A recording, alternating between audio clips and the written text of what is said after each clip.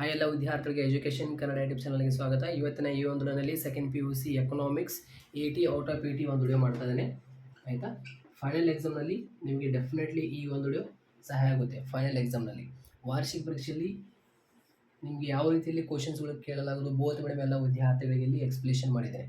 ಆಯಿತಾ, 10/3/2026 second PUC final exam ಇದೆ.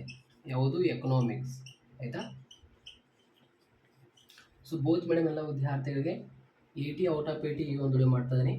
ನಿಮಗೆ ವಾರ್ಷಿಕ ಪರೀಕ್ಷೆಯಲ್ಲಿ ಯಾವ ರೀತಿಯಲ್ಲಿ ಕ್ವಶನ್ಸ್ಗಳು ಬರುತ್ತೆ 4 ಮಾರ್ಕ್ಸ್ನಲ್ಲಿ ಮತ್ತು 6 ಮಾರ್ಕ್ಸ್ನಲ್ಲಿ ಮತ್ತು 2 ಮಾರ್ಕ್ಸ್ನಲ್ಲಿ ಮತ್ತು MCQ question, fill in the blanks, match the following question, one word ಕ್ವಶನಲ್ಲಿ ಸಂಪೂರ್ಣವಾಗಿ ಇಲ್ಲಿ ಡಿಸ್ಕಷನ್ ಮಾಡಿದ್ದೇನೆ.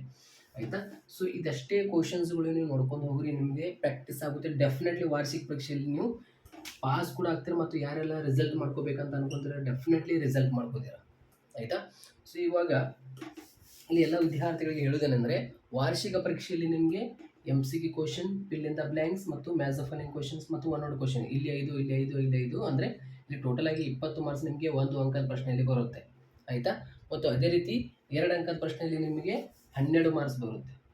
ಆಯಿತಾ, 2 ಅಂಕದ ಪ್ರಶ್ನೆಯಲ್ಲಿ ಇಲ್ಲಿ 12 ಮಾರ್ಕ್ಸ್ ಬರುತ್ತೆ. ಇಲ್ಲಿ MCQ ಕ್ವಶನ್ ಅಂದರೆ ಎಲ್ಲ ಕೂಡಿಸಿ ಇಲ್ಲಿ 20 ಮಾರ್ಕ್ಸ್ ಮತ್ತು ಅದೇ ರೀತಿ POQ ಕ್ವಶನ್. ಆಯಿತಾ, POQ ಕ್ವಶನ್ ಇಲ್ಲಿ 10 ಮಾರ್ಕ್ಸ್. ಆಯಿತಾ, ಇಲ್ಲಿ 30 ಮಾರ್ಕ್ಸ್ ಆಯಿತು. 30 ಪ್ಲಸ್ 1 12 ಎಷ್ಟಾಯಿತು ಸ್ನೇಹಿತರೆ? 42 ಮಾರ್ಕ್ಸ್. ಮತ್ತು ಅದೇ ರೀತಿ ಇಲ್ಲಿ 4 ಅಂಕದ ಪ್ರಶ್ನೆಯಲ್ಲಿ ನಿಮಗೆ 20 ಮಾರ್ಕ್ಸ್ ಬರುತ್ತೆ ಸ್ನೇಹಿತರೆ. 4 ಅಂಕದ ಪ್ರಶ್ನೆಯಲ್ಲಿ 20 ಮಾರ್ಕ್ಸ್ ಬರುತ್ತೆ. ಎಷ್ಟಾಯಿತು? 62. ಅದೇ ರೀತಿ 6 ಅಂಕದ ಪ್ರಶ್ನೆಯಲ್ಲಿ ನಿಮಗೆ 18 ಮಾರ್ಕ್ಸ್ ಬರುತ್ತೆ. ಆಯಿತಾ, ಎಷ್ಟು? 18 ಮಾರ್ಕ್ಸ್ ಬರುತ್ತೆ. 70 ಪ್ಲಸ್ 8 1 2 ಎಷ್ಟಾಯಿತು ಸ್ನೇಹಿತರೆ? 80 ಮಾರ್ಕ್ಸ್ ನಿಮಗೆ ಡೆಫಿನೆಟ್ಲಿ ವಾರ್ಷಿಕ ಪರೀಕ್ಷೆಯಲ್ಲಿ ಬರುತ್ತೆ. ಸೊ ಯಾವ ರೀತಿಯಲ್ಲಿ ನಿಮಗೆ ಪ್ರಶ್ನೆ ಕೇಳಲಾಗೋದು ಎಲ್ಲ ಇಲ್ಲಿ ನಿಮಗೆ ಇಂಪಾರ್ಟೆಂಟ್ ಕ್ವಶನ್ಸ್ಗಳು ವಿತ್ ಆನ್ಸರ್ ಮುಖಾಂತರ ಎಕ್ಸ್ಪ್ಲೇಷನ್ ಮಾಡಿದ್ದೇನೆ. ಕೆಳಗಡೆ ಕಮೆಂಟ್ ಬಾಕ್ಸ್ನಲ್ಲಿ ನಿಮಗೆ PDF ಲಿಂಕ್ ಕೂಡ ಇರುತ್ತೆ. ಆಯಿತಾ, ಬೋತ್ ಮೀಡಿಯಮ್ ಎಲ್ಲ ವಿದ್ಯಾರ್ಥಿಗಳಿಗೆ ಮತ್ತು ಇಂಗ್ಲೀಷ್ ಮೀಡಿಯಮ್ ಎಲ್ಲ ವಿದ್ಯಾರ್ಥಿಗಳಿಗೆ. ಸೊ ಇವಾಗ ಇಲ್ಲಿ ನಾನು ಎಕ್ಸ್ಪ್ಲೇಷನ್ ಮಾಡಿದ್ದೇನಲ್ಲ, ಮುಂದೆ ಸೊ 4 ಅಂಕದ ಪ್ರಶ್ನೆ ಮತ್ತು 6 ಅಂಕದ ಪ್ರಶ್ನೆ ಮತ್ತು 2 ಅಂಕದ ಪ್ರಶ್ನೆ ಸ್ಕ್ರೀನ್ ಮೇಲೆ ಪ್ರಶ್ನೆಗಳು ಶೋ ಮಾಡಿಸ್ತಿರ್ತೇನೆ. ಸೊ ಎಲ್ಲ ವಿದ್ಯಾರ್ಥಿಗಳು ಸ್ಕ್ರೀನ್ಶಾಟ್ ತೆಗೆದುಕೊಳ್ಬೋದು.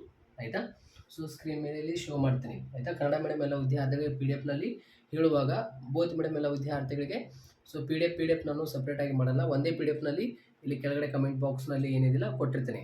ಆಯಿತಾ, ಸೊ ಆನ್ಸರ್ ನೀವು ಇಂಗ್ಲೀಷ್ ಮೀಡಿಯಮ್ ಎಲ್ಲ ವಿದ್ಯಾರ್ಥಿಗಳು ನಾನು ಪ್ರಶ್ನೆ ಕೊಟ್ಟ ತಕ್ಷಣ ನೀವು ಆನ್ಸರ್ ಮಾಡ್ಕೋಬೋದು. ಯಾಕಂದರೆ ನಿಮ್ಮಲ್ಲಿ ನೋಟ್ಸ್ನಲ್ಲಿ ಆನ್ಸರ್ ಇರುತ್ತೆ, ನೀವು ಆನ್ಸರ್ ಮಾಡ್ಕೊಳ್ಳಿ. ಆಯಿತಾ, ನಾನು ಒಂದು ವೇಳೆ ಕೊಟ್ಟಿಲ್ಲ ಅಂದರೆ, ಯಾಕೆಂದರೆ ನನಗೆ ಈ ಒಂದು ವಿಡಿಯೋ ಮಾಡಬೇಕಂದ್ರೆ ಬಹಳ ಟೈಮ್ ತೆಗೆದುಕೊಂಡಿದೆ. ಸೊ ಅದಕ್ಕೆ.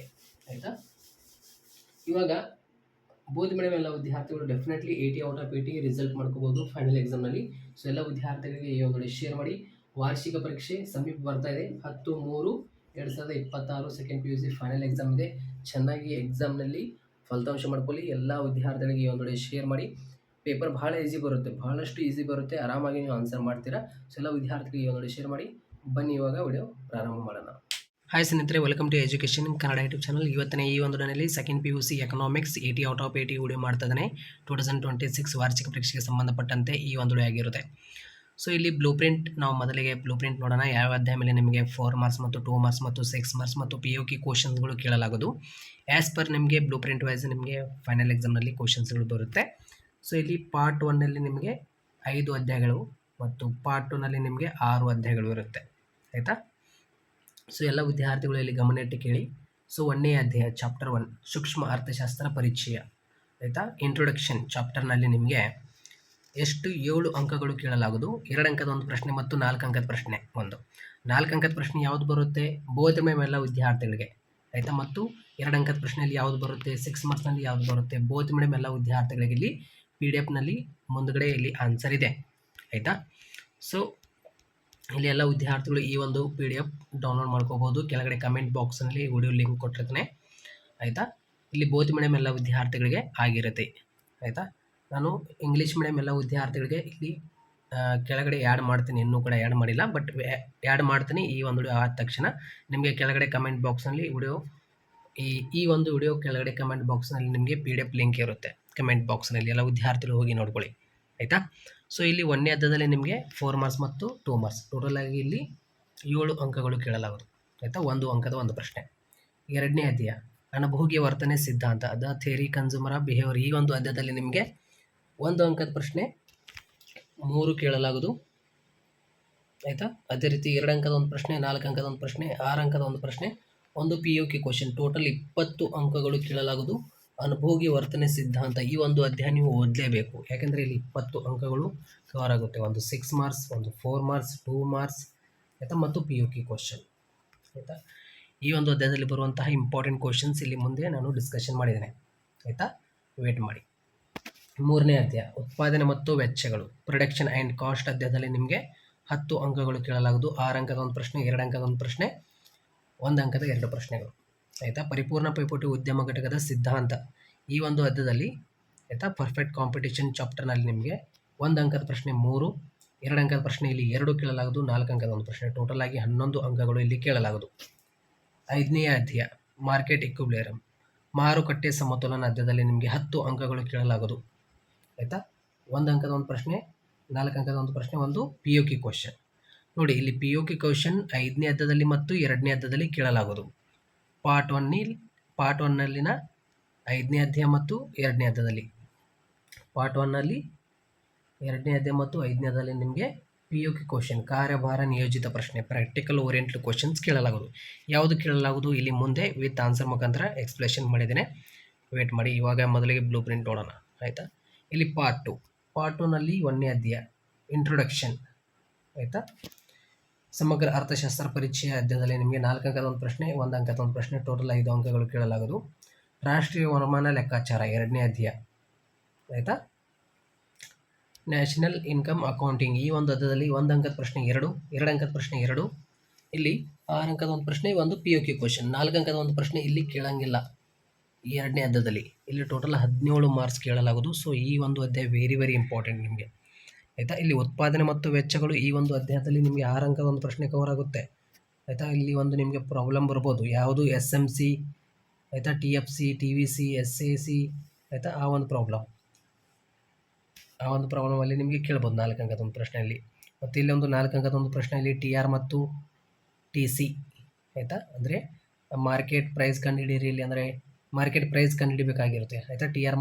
TR ಮೈನಸ್ TC ಮಾಡಿದ ತಕ್ಷಣ ಲಾಭ ಬರುತ್ತೆ, ಅಂದರೆ ಪೈ ನಾವು ಕಂಡುಹಿಡಿಬೇಕಾಗುತ್ತೆ. ಒಂದು ಪ್ರಾಬ್ಲಮ್ ಇದೆಯಲ್ಲ 4 ಅಂಕದ ಪ್ರಶ್ನೆಯಲ್ಲಿ, ಅದು ಪ್ರಶ್ನೆಯಲ್ಲಿ ಇಂಪಾರ್ಟೆಂಟ್, ಆಯಿತಾ. ಇಲ್ಲಿ ನಾನು ನಿಮಗೆ ಹೇಳ್ಕೊಡ್ತೀನಿ, ವೇಟ್ ಮಾಡಿ ಮುಂದೆ. ಸೊ ಹೇಗೆ ಪ್ರಾಬ್ಲಮ್ಗೆ ಆನ್ಸರ್ ಮಾಡಬೇಕಂತ. ಇಲ್ಲಿ 17 ಮಾರ್ಕ್ಸ್ ಬರುತ್ತೆ 2ನೇ ಅಧ್ಯಾಯದಲ್ಲಿ. 3ನೇ ಅಧ್ಯಾಯ, ಆಯಿತಾ, ಹಣ ಮತ್ತು ಬ್ಯಾಂಕಿಂಗ್, ಮನಿ ಆ್ಯಂಡ್ ಬ್ಯಾಂಕಿಂಗ್ ಅಧ್ಯಾಯದಲ್ಲಿ ನಿಮಗೆ 12 ಅಂಕಗಳು ಕೇಳಲಾಗುವುದು. 4 ಅಂಕದ ಒಂದು ಪ್ರಶ್ನೆ, 6 ಅಂಕದ ಒಂದು ಪ್ರಶ್ನೆ, 1 ಅಂಕದ ಪ್ರಶ್ನೆ 2, ಆಯಿತಾ. 4ನೇ ಅಧ್ಯಾಯ 1 ಅಂಕದ ಪ್ರಶ್ನೆ 2, 2 ಅಂಕದ ಒಂದು ಪ್ರಶ್ನೆ ಮತ್ತು 4 ಅಂಕದ ಒಂದು ಪ್ರಶ್ನೆ, ಟೋಟಲ್ ಆಗಿ 8 ಅಂಕಗಳು ಕೇಳಲಾಗುವುದು 4ನೇ ಅಧ್ಯಾಯದಲ್ಲಿ. 5ನೇ ಅಧ್ಯಾಯದಲ್ಲಿ 1 ಅಂಕದ ಒಂದು ಪ್ರಶ್ನೆ, 2 ಅಂಕದ ಪ್ರಶ್ನೆ ಇಲ್ಲಿ 2 ಕೇಳಲಾಗುವುದು, 4 ಅಂಕದ ಒಂದು ಪ್ರಶ್ನೆ, ಆಯಿತಾ. ಇಲ್ಲಿ 9 ಅಂಕಗಳು ಕೇಳಲಾಗುವುದು. 6ನೇ ಅಧ್ಯಾಯ ಕೊನೆಯ ಅಧ್ಯಾಯ ಬಂದುಬಿಟ್ಟು 1 ಅಂಕದ ಪ್ರಶ್ನೆ 2, 4 ಅಂಕದ ಒಂದು ಪ್ರಶ್ನೆ, 6 ಅಂಕದ ಒಂದು ಪ್ರಶ್ನೆ, ಇಲ್ಲಿ 12 ಅಂಕಗಳು ಕೇಳಲಾಗುವುದು, ಆಯಿತಾ. ಸೊ ನಿಮಗೆ 1ನೇ ಅಧ್ಯಾಯದಲ್ಲಿ ಮತ್ತು ಇಲ್ಲಿ 4 ಅಂಕದ ಒಂದು ಪ್ರಶ್ನೆ ಯಾವುದು ಮತ್ತು ಎಲ್ಲ ನಾವು ಡಿಸ್ಕಷನ್ ಮಾಡೋಣ. ಇಲ್ಲಿ ನೋಡಿ, ಇಲ್ಲಿ 2ನೇ ಅಧ್ಯಾಯ ಮತ್ತು 5ನೇ ಅಧ್ಯಾಯ ನೀವು ಓದಲೇಬೇಕಾಗುತ್ತೆ, ಯಾಕೆಂದರೆ ಇಲ್ಲಿ POQ ಕ್ವಶನ್ ನಿಮ್ಮದು ಕವರ್ ಆಗುತ್ತೆ. ಪ್ಲಸ್ ಇಲ್ಲಿ 3ನೇ ಅಧ್ಯಾಯ ಒಂದು ಓದ್ಕೊಳ್ಳಿ, ಪ್ಲಸ್ ಇದು 4ನೇ ಅಧ್ಯಾಯ ಒಂದು ನೀವು ಈ ರೀತಿ ಪ್ಲ್ಯಾನಿಂಗ್ ಮಾಡ್ಕೋಬೋದು. ಇಲ್ಲಾಂದರೆ ಸೊ ಅಲ್ಲಿ ನೀವು ಒಂದು ಅಧ್ಯಾಯ ಬಿಡ್ಬೋದು, ನಿಮ್ಗೆ ಯಾವುದು ಇದರೊಳಗೆ ಕಷ್ಟ ಆಗುತ್ತೆ ಆ ಒಂದು ಅಧ್ಯಾಯ ಬಿಟ್ಟು ಈ ಒಂದು ಅಧ್ಯಾಯ ನೀವು ಮಾಡ್ಕೋಬೋದು, ಆಯಿತಾ. ಇಲ್ಲಿ ನಿಮಗೆ 3ನೇ ಅಧ್ಯಾಯ ಇರುತ್ತೆ, ಆಯಿತಾ. ಇಲ್ಲಿ ಕೊನೆಯ ಚಾಪ್ಟರ್ನಲ್ಲಿ, ಆಯಿತಾ, ಈ ರೀತಿ. ಸೊ ಇಲ್ಲಿ ಇಂಪಾರ್ಟೆಂಟ್ ಕ್ವಶನ್ಸ್ಗಳು ಅದಾವೆ, ಇಲ್ಲಿ ನಾವು ಡಿಸ್ಕಷನ್ ಮಾಡೋಣ, ಆಯಿತಾ. ಇದು ಬ್ಲೂ ಪ್ರಿಂಟ್ ಆಗಿತ್ತು, ಆಯಿತಾ. ಇಲ್ಲಿ ನೋಡಿ, ಇಲ್ಲಿ ಮಾದರಿ ಪ್ರಶ್ನೆ ಪತ್ರಿಕೆ 1 ಮತ್ತು 2 ಮತ್ತು 3ರಲ್ಲಿ ಕೇಳಿರುವಂತಹ ರಿಪೀಟೆಡ್ ಕ್ವಶನ್ಸ್ಗಳು, ಇವೇ ಕ್ವಶನ್ಸ್ ಮತ್ತೆ ನಿಮಗೆ ಫೈನಲ್ ಎಕ್ಸಾಮ್ನಲ್ಲಿ ರಿಪೀಟ್ ಆಗಿರುವಂಥ ಆಗಬಹುದು, ಹಾಗೆ ಆಗುತ್ತೆ, ಯಾಕೆಂದರೆ ಇಂಪಾರ್ಟೆಂಟ್ ಕ್ವಶನ್ಸ್ಗಳಾಗಿರುತ್ತವೆ ಎಲ್ಲ 2 ಅಂಕದ ಪ್ರಶ್ನೆಯಲ್ಲಿ, ಆಯಿತಾ. ಇಲ್ಲಿ ಬೋಧಿ ಮೀಡಿಯಂ ಎಲ್ಲ ವಿದ್ಯಾರ್ಥಿಗಳಿಗೆ ಆಗಿರುತ್ತೆ, ಇಲ್ಲಿ ಇಂಗ್ಲೀಷ್ ಮೀಡಿಯಂ ಎಲ್ಲ ವಿದ್ಯಾರ್ಥಿಗಳಿಗೆ ಇಲ್ಲೇ ಕೆಳಗಡೆ ಆ್ಯಡ್ ಮಾಡ್ತೀನಿ, ವೇಟ್ ಮಾಡಿ, ಆಯಿತಾ. ಸೊ ಈ ಒಂದು PDF ನಿಮಗೆ ಕೆಳಗಡೆ ಕಮೆಂಟ್ ಬಾಕ್ಸಲ್ಲಿ ಲಿಂಕ್ ಇರುತ್ತೆ, ಆಯಿತಾ. ಇವಾಗ ಇಲ್ಲಿ ನೋಡಿ, ಉತ್ಪಾದನಾ ಸಾಧ್ಯತಾ ಗಡಿ ಎಂದರೇನು, ಈ ಒಂದು ಪ್ರಶ್ನೆ ನಿಮಗೆ ಪ್ರಶ್ನೆ ಕೇಳ್ಬೋದು, ವೆರಿ ಇಂಪಾರ್ಟೆಂಟ್. ಉತ್ಪಾದನಾ ಸಾಧ್ಯತಾ ಗಡಿ ಎಂದರೇನು, ಆಯಿತಾ. ಇಲ್ಲಿ ಆನ್ಸರ್ ಕೊಟ್ಟಿದ್ದೀನಿ. ಸೊ ಎಲ್ಲ ವಿದ್ಯಾರ್ಥಿಗಳು ಸಿಂಪಲ್ಲಾಗಿ ಆನ್ಸರ್ ಮಾಡಿರಿ, ಆಯಿತಾ. ಸೊ ಇಲ್ಲಿ ಇವಾಗ ಉತ್ಪಾದನಾ ಸಾಧ್ಯತೆ ಗಡಿಯು ಲಭ್ಯವಿರುವ ಸಂಪನ್ಮೂಲಗಳ ಮತ್ತು ತಂತ್ರಜ್ಞಾನವನ್ನು ಸಂಪೂರ್ಣವಾಗಿ ಮತ್ತು ಪರಿಣಾಮಕಾರಿಯಾಗಿ ಬಳಸಿಕೊಂಡು ಉತ್ಪಾದಿಸಬಹುದಾದ 2 ಸರಕುಗಳ ಎಲ್ಲ ಸಂಯೋಜನೆಗಳನ್ನು ತೋರಿಸುವ ರೇಖೆಯಾಗಿದೆ ಅಂತ, ಇಷ್ಟೇ ಆನ್ಸರ್, ಅನುಭೋಗಿಯ ಆದರ್ಶ ಆಯ್ಕೆಯನ್ನು ನಿರ್ಧರಿಸುವ 2 ಅಂಶ ಪಟ್ಟಿ ಮಾಡಿ ಅಂತ ಇಲ್ಲಿ ಪ್ರಶ್ನೆ ಕೇಳಿದ್ದಾರೆ. ಸೊ ಇಲ್ಲಿ ಅನುಭೋಗಿಯ ಆದ್ಯತೆಗಳು, ಬಜೆಟ್ ಮಿತಿ, ಸರಕುಗಳ ಬೆಲೆಗಳು, ಉಪಯುಕ್ತತೆ. ಯಾವುದಾದ್ರೂ 2 ಅಲ್ಪಾವಧಿ ವೆಚ್ಚಗಳನ್ನು ಹೆಸರಿಸಿ ಅಂದ ತಕ್ಷಣ ಸ್ಥಿರ ವೆಚ್ಚ, ಬದಲಾಗುವ ವೆಚ್ಚ, ಫಿಕ್ಸ್ಡ್ ಕಾಸ್ಟ್, ವೇರಿಯಬಲ್ ಕಾಸ್ಟ್. ಆಯಿತಾ? ಸೊ ಅದೇ ರೀತಿ ಇಲ್ಲಿ ಸ್ಥಗಿತ ಬಿಂದುವಿನ ಅರ್ಥವನ್ನು ನೀಡಿ, ವೆರಿ ಇಂಪಾರ್ಟೆಂಟ್ ಇವೆಲ್ಲ ಪ್ರಶ್ನೆ ನಿಮಗೆ. ಆಯಿತಾ? ಇಲ್ಲಿ ಆನ್ಸರ್ ಕೊಟ್ಟಿದ್ದೇನೆ ನೋಡ್ಕೊಳ್ಳಿ. 4 ಉತ್ಪಾದನಾಂಗಗಳು ಯಾವುವು, ಅವುಗಳ ಪ್ರತಿಫಲಗಳನ್ನು ಹೆಸರಿಸಿ, ವೆರಿ ಇಂಪಾರ್ಟೆಂಟ್. ಭೂಮಿ ಇದರ ಪ್ರತಿಫಲ ಗೇಣಿ, ಶ್ರಮ ಇದರ ಪ್ರತಿಫಲ ವೇತನ, ಬಂಡವಾಳ ಇದರ ಪ್ರತಿಫಲ ಬಡ್ಡಿ, ಆಯಿತಾ? ಸಂಘಟನೆ ಇದರ ಪ್ರತಿಫಲ ಲಾಭ ಅಂತ. ಇದು ಒಂದು ಪ್ರಶ್ನೆ ಕೂಡ ವೆರಿ ಇಂಪಾರ್ಟೆಂಟ್. ಜಸ್ಟ್ ನಿಮಗೆ 4 ಅಂಕದ ಪ್ರಶ್ನೆಯಲ್ಲಿ ಕೂಡ ಇದು ಕೇಳ್ತಿದ್ರು, ಬಟ್ 2 ಅಂಕದ ಪ್ರಶ್ನೆಯಲ್ಲಿ ಇದು ನೋಡ್ಕೊಳ್ಳಿ. ಆಯಿತಾ? Very important. ಅದೇ ರೀತಿ ಈ ಒಂದು ಪ್ರಶ್ನೆ ವೆರಿ ಇಂಪಾರ್ಟೆಂಟ್ 2 ಅಂಕದ ಪ್ರಶ್ನೆಯಲ್ಲಿ. ಆಯಿತಾ? ಯೋಜನಾ ಕಂದಾಯ ವೆಚ್ಚದ ಭಾಗಗಳನ್ನು ಹೆಸರಿಸಿ, ವೆರಿ ಇಂಪಾರ್ಟೆಂಟ್ ನೋಡ್ಕೊಳ್ಳಿ ಇದು. ಸೊ ಇವಾಗ ನೆಕ್ಸ್ಟ್ ಕ್ವೆಶನ್. ಈ ಹೊಸದಾಗಿ ನಿಮಗೆ ಕ್ವೆಶನ್ಸ್ ಈ ರೀತಿ ಬರ್ತಾ ಇದೆ, ಬಟ್ ಕ್ಯಾಶುವಲ್ ಆಗಿ ನೋಡ್ಕೊಳ್ಳಿ. ಈ ಒಂದು ಪ್ರಶ್ನೆ ನೋಡಿ, 2 ಅಂಕದ ಪ್ರಶ್ನೆಯಲ್ಲಿ ಇಲ್ಲಿ ಈ ಒಂದು ಪ್ರಶ್ನೆ. ಸೊ ಇಲ್ಲಿ ಕೊಟ್ಟಿದ್ದೇನೆ, ಎಲ್ಲ ವಿದ್ಯಾರ್ಥಿಗಳು ಓದ್ಕೊಳ್ಳಿ. ಆಯಿತಾ? ಕೆಳಗಡೆ, ಯಾಕಂದರೆ ಇದು ಎಲ್ಲ ಪ್ರಶ್ನೆಗಳಿಗೆ ನಾನು ಆನ್ಸರ್ ಹೋದರೆ ಸೊ ಭಾಳ ನಿಮಿಷ ಆಗುತ್ತೆ, ಯಾರು ವಿಡಿಯೋ ನೋಡಲ್ಲ. ಸೊ ಅದಕ್ಕೆ ನಾನು ಯಾವ ಇಂಪಾರ್ಟೆಂಟ್ ಮೇನ್ ಇಲ್ಲಿ ಎಕ್ಸ್ಪ್ಲೇಷನ್ ಮಾಡಿಬಿಡ್ತೀನಿ. ಅಂತ ಪರಿಕಲ್ಪನೆಗಳ ಅರ್ಥ ನೀಡಿ ಅಂತ ನಿಮಗೆ ಕೇಳ್ಬೋದು. ಆಯಿತಾ? ವೆರಿ ಇಂಪಾರ್ಟೆಂಟ್ ಆಗಿರ್ತದೆ ಇದು. ಪರಿಪೂರ್ಣ ಪೈಪೋಟಿ ಮಾರುಕಟ್ಟೆಯಲ್ಲಿ ಉದ್ಯಮ ಘಟಕವೊಂದರ ಲಾಭವನ್ನು ಗರಿಷ್ಠಗೊಳಿಸುವ ಅಗತ್ಯವಿರುವ ಷರತ್ತುಗಳನ್ನು ಹೆಸರಿಸಿ, ವೆರಿ ಇಂಪಾರ್ಟೆಂಟ್ ಕ್ವಶನ್ಸ್ ಇದು. ಸದಾವಕಾಶ ವೆಚ್ಚದ ಅರ್ಥವನ್ನು ಉದಾಹರಣೆ ಸಹಿತ ಬರೀರಿ, ವೆರಿ ಇಂಪಾರ್ಟೆಂಟ್ 2 ಅಂಕದ ಪ್ರಶ್ನೆಯಲ್ಲಿ. GDP ರಾಷ್ಟ್ರೀಯ ವರಮಾನ ಮಾಪನದ 3 ವಿಧಾನಗಳನ್ನು ತಿಳಿಸಿ. ವರಮಾನ ವಿಧಾನ, ವೆಚ್ಚ ವಿಧಾನ, ಉತ್ಪನ್ನ ವಿಧಾನ. ವರಮಾನ ಅಂದರೆ ಆದಾಯ ವಿಧಾನ, ವೆಚ್ಚ ವಿಧಾನ, ಉತ್ಪನ್ನ ವಿಧಾನ. ಆಯಿತಾ? 3 ವಿಧಾನಗಳು ವೆರಿ ಇಂಪಾರ್ಟೆಂಟ್. ಇಲ್ಲಿ ಹೊಸದಾಗಿ ಕ್ವಶನ್ಸ್ ನೀವು ನೋಡ್ತಾ ಇರ್ಬೋದು. MPCಯ ಮೌಲ್ಯವು ಕೊಟ್ಟಿದ್ದಾರೆ 0.8 ಆದಾಗ MPSನ ಮೌಲ್ಯ ಮತ್ತು ಹೂಡಿಕೆ ಗುಣಕ ಮೌಲ್ಯವನ್ನು ಲೆಕ್ಕ ಹಾಕಿ ಅಂತ ಇಲ್ಲಿ ನಿಮಗೆ ಪ್ರಶ್ನೆ ಕೇಳಿದ್ದಾರೆ. MPC ಮತ್ತು MPSನ ಹೂಡಿಕೆ ಗುಣಕ ಮೌಲ್ಯವನ್ನು ನಾವು ಕಂಡುಹಿಡಿಯಬೇಕು. ಇಲ್ಲಿ ನೋಡಿ, ಇವಾಗ MPS ಮೌಲ್ಯವನ್ನು ಕಂಡುಹಿಡಿಯುವುದು ಹೇಗೆಂದರೆ, ಇಲ್ಲಿ ನೋಡಿ, MPC ಪ್ಲಸ್ MPS = 1. ಇದು 1 ಏನಿದೆಯಲ್ಲ, ಯಾವಾಗಲೂ 1 ಬಂದೇ ಬರುತ್ತೆ. ಆಯಿತಾ? MPSನಲ್ಲಿ. ಆಯಿತಾ? ಇಲ್ಲಿ MPC ಎಷ್ಟು ಕೊಟ್ಟಿದ್ದಾರೆ? 0.8 ಕೊಟ್ಟಿದ್ದಾರೆ. ಕೆಳಗಡೆ ಇಲ್ಲಿ ಬರೀಬೇಕು. ಇಲ್ಲಿ ನೋಡಿ, ಯಾವಾಗಲೂ 1 ಇರುತ್ತೆ. ಆಯಿತಾ? MPS ಯಾವಾಗಲೂ 1 ಇರುತ್ತೆ. ಇಲ್ಲಿ ನೋಡಿ, MPC 0.8 ಇದೆ. ಸೊ ಇಲ್ಲಿ ನೋಡಿ, MPC 0.8 ಇದೆ. ಇಲ್ಲಿ ಕೆಳಗಡೆ ಬರೀಬೇಕು. MPC 0.8 ಪ್ಲಸ್ ಕೊಡಿ. MPS 1 ಇದೆ, 1 ಬರೀಬೇಕು. MPS = 1 ಏನಿದೆಯಲ್ಲ, ಅದರೊಳಗೆ 0.8 ಮೈನಸ್ ಮಾಡಿ. ಅವಾಗ ಏನು ಬರುತ್ತೆ? MPS ಬರುತ್ತೆ.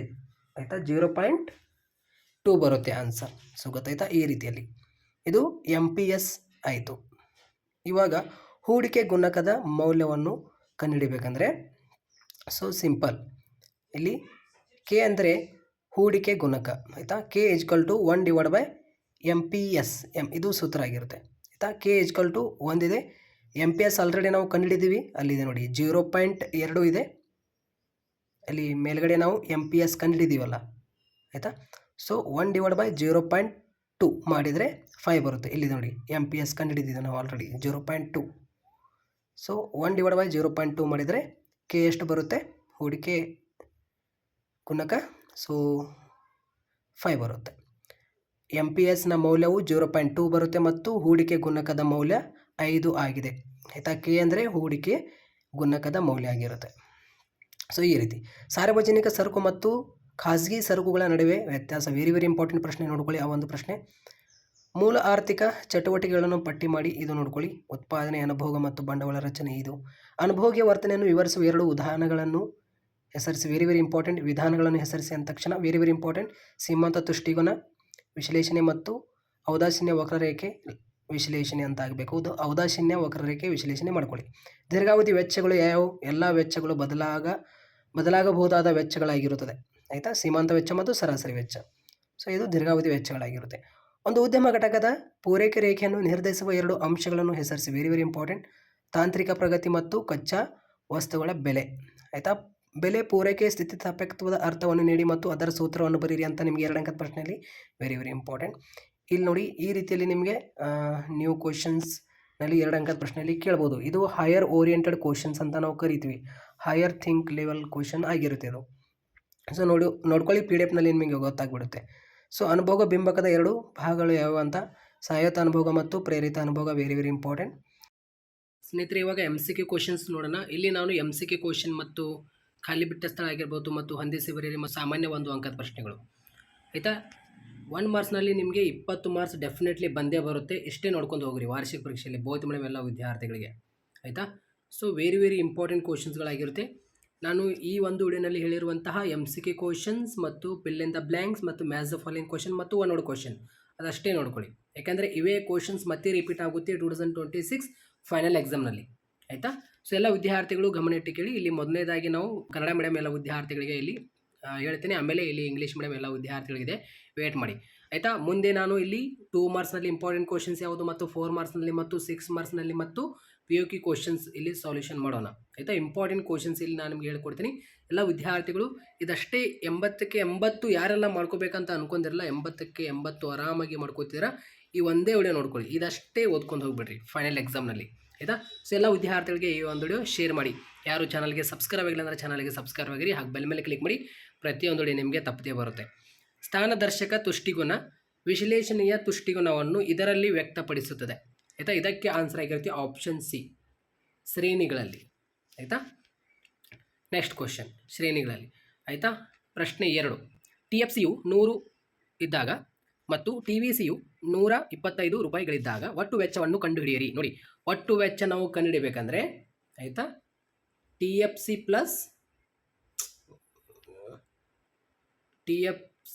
ಪ್ಲಸ್ TVC ಮಾಡಬೇಕು ಆಯಿತಾ. ಇವಾಗ ಇಲ್ಲಿ TFC ಎಷ್ಟಿದೆ, 100 ಇದೆ ಆಯಿತಾ. 100 ಪ್ಲಸ್ TVC ಎಷ್ಟಿದೆ, 125 ಆಯಿತಾ. ಇಲ್ಲಿ ಆನ್ಸರ್ 100 ಪ್ಲಸ್ 125. ಆನ್ಸರ್ ಏನು? Option D is the right answer ಆಗಿರುತ್ತೆ, 225 ಆಯಿತಾ. TFCಯು 100 ರೂಪಾಯಿಗಳು ಇದ್ದಾಗ ಆಯಿತಾ, TVC 120 ರೂಪಾಯಿಗಳಿದ್ದಾಗ ಒಟ್ಟು ವೆಚ್ಚವನ್ನು ಕಂಡುಹಿಡಿಯಿರಿ ಎಂದಿದ್ದಾರೆ. ಸೊ ಇಲ್ಲಿ TFC ಪ್ಲಸ್ TVC ಮಾಡಿದ ತಕ್ಷಣ ನಮಗೆ TC ಬರುತ್ತೆ. So answer is option D is the right answer. ಮಹಾ ಆರ್ಥಿಕ ಕುಸಿತದ ವರ್ಷ, ಇದಕ್ಕೆ ಆನ್ಸರ್ ಆಗಿರುತ್ತೆ 1929, 1929. Option A is the right answer. ಸಾಲದ ಸುಲಭ ಲಭ್ಯತೆಯು ಇದನ್ನು ಉತ್ತೇಜಿಸುತ್ತದೆ, ಇದಕ್ಕೆ answer option B is the right answer ಆಗಿರುತ್ತೆ. ಹೂಡಿಕೆ, option B is the right answer. Next question, ಅನುಭೋಗಿಗಳು ಮತ್ತು ಉತ್ಪಾದಕರು ದೇಶೀಯ ಮತ್ತು ವಿದೇಶಿಯ ಸರಕುಗಳ ನಡುವೆ ಆಯ್ಕೆ ಮಾಡಿಕೊಳ್ಳಬಹುದು. ಈ ಮಾರುಕಟ್ಟೆ ಕೊಂಡಿಯನ್ನು ಹೇಗೆ ಎನ್ನುತ್ತೇವೆ ಅಂತ ಪ್ರಶ್ನೆ. ಈ ಒಂದು ಪ್ರಶ್ನೆಗೆ option B is the right answer, ಉತ್ಪನ್ನ ಮಾರುಕಟ್ಟೆ ಕೊಂಡಿ. ನೆಕ್ಸ್ಟ್ ಕ್ವಶನ್, ಇವಾಗ ಆವರಣದಲ್ಲಿ ಸರಿಯಾದ ಉತ್ತರವನ್ನು ಆರಿಸಿ ಖಾಲಿ ಬಿಟ್ಟ ಸ್ಥಳ ನೋಡಿ. ಪ್ರಶ್ನೆ, ಕೇಂದ್ರೀಯ ಯೋಜಿತ ಆರ್ಥಿಕತೆಯಲ್ಲಿ ಎಲ್ಲ ಪ್ರಮುಖ ನಿರ್ಧಾರಗಳನ್ನು ಸರ್ಕಾರ ತೆಗೆದುಕೊಳ್ಳುತ್ತದೆ ಆಯಿತಾ. ಬೆಲೆ ಪಡೆಯುವ ವರ್ತನೆಯು ಡ್ಯಾಶ್ ಮಾರುಕಟ್ಟೆಯ ವಿಭಿನ್ನ ಲಕ್ಷಣವಾಗಿದೆ. ಪರಿಪೂರ್ಣ ಪೈಪೋಟಿ ಇಲ್ಲಿ ಮೇಲ್ಗಡೆ ಇದೆ ನೋಡಿ ಆಯಿತಾ. ನೆಕ್ಸ್ಟ್, ಮೌಲ್ಯವರ್ಧಿತ ವಿಧಾನವು ಡ್ಯಾಶ್ ವಿಧಾನದ ಪರ್ಯಾಯ ಹೆಸರಾಗಿದೆ. ಸೊ ಇದಕ್ಕೆ ಆನ್ಸರ್ ಆಗಿದೆ ಇಲ್ಲಿ ಮೇಲ್ಗಡೆ ಇದೆ ನೋಡಿ, ಆಪ್ಷನ್ ನಿಮಗೆ ಉತ್ಪನ್ನ ಅಂತ ಆಯಿತಾ, ಉತ್ಪನ್ನ. ಸೊ ನೆಕ್ಸ್ಟ್ ಕ್ವಶನ್, ಭಾರತದಲ್ಲಿ ಕರೆನ್ಸಿಗಳನ್ನು ಅಂದರೆ ನೋಟುಗಳನ್ನು ಚಲಾವಣೆಗೆ ತರುವ ಏಕಮಾತ್ರ ಸಂಸ್ಥೆ ಎಂದರೆ, ಸೊ ಇದಕ್ಕೆ ಆನ್ಸರ್ ಆಗಿರುತ್ತೆ RBI ಆಯಿತಾ. ಸೊ ನೆಕ್ಸ್ಟ್ ಕ್ವಶನ್, RBI ಆಯಿತು. ನೆಕ್ಸ್ಟ್ ಕ್ವಶನ್, ಭಾರತದಲ್ಲಿ ಡ್ಯಾಶ್ ವರ್ಷವು ಏಪ್ರಿಲ್ 1ರಿಂದ ಮಾರ್ಚ್ 31ರವರೆಗೆ ಇರುತ್ತದೆ. ಸೊ ಇದಕ್ಕೆ ಆನ್ಸರ್ ಆಗಿರುತ್ತೆ ಹಣಕಾಸಿನ ಅಂತ ಇದೆ ನೋಡಿ, ಇದು ಆಪ್ಷನ್ ಆಗಿ. ನೆಕ್ಸ್ಟ್ ಕ್ವಶನ್ ಸ್ನೇಹಿತರೆ, ಇಲ್ಲಿ ಬರುವಂತಹ MCQ question, fill in the blanks ಮತ್ತು match the following question, one word question, ಮತ್ತು ಇಲ್ಲಿ ಮುಂದೆ ಇದೆ 4 ಮಾರ್ಕ್ಸ್ ಮತ್ತು 6 ಮಾರ್ಕ್ಸ್ ಮತ್ತು POQ ಕ್ವಶನ್. ಇದಷ್ಟೇ ನೋಡ್ಕೊಂಡು ಹೋಗ್ರಿ ಆಯಿತಾ. ಸೊ ಡೆಫಿನೆಟ್ಲಿ ಇವೇ ಕ್ವಶನ್ಸ್ಗಳು ನಿಮಗೆ ರಿಪೀಟ್ ನೋಡೋಕ್ಕೆ ಸಿಗುತ್ತೆ ಫೈನಲ್ ಎಕ್ಸಾಮ್ನಲ್ಲಿ. ಮಾದರಿ ಅರ್ಥಶಾಸ್ತ್ರ, ಕಾರ್ಯತಂತ್ರಗಳ ಮೌಲ್ಯಮಾಪನ, ಕೂಲಿ ದರ, VMPL, ಅದೇ ರೀತಿ ಗೃಹ ಕೃತ್ಯ, ಹಣರಹಿತ ವಿನಿಮಯ, M3 ಮತ್ತು M4, ವಿಶಾಲ ಹಣ, ಕಚ್ಚಾ ಸರಕು, ಮಧ್ಯವರ್ತಿ ಸರಕು ಆಯಿತಾ. ಸೊ ನೆಕ್ಸ್ಟ್ ಕ್ವಶನ್ಗಳು ನೋಡೋಣ ಬನ್ನಿ. ಇವಾಗ ಸಾಮಾನ್ಯ 1 ಅಂಕದ ಪ್ರಶ್ನೆಗಳಿಗೆ ಇಲ್ಲಿ ಮೇಲ್ಗಡೆ ಆನ್ಸರ್ ಶೋ ಆಗ್ತಾ ಇರುತ್ತೆ.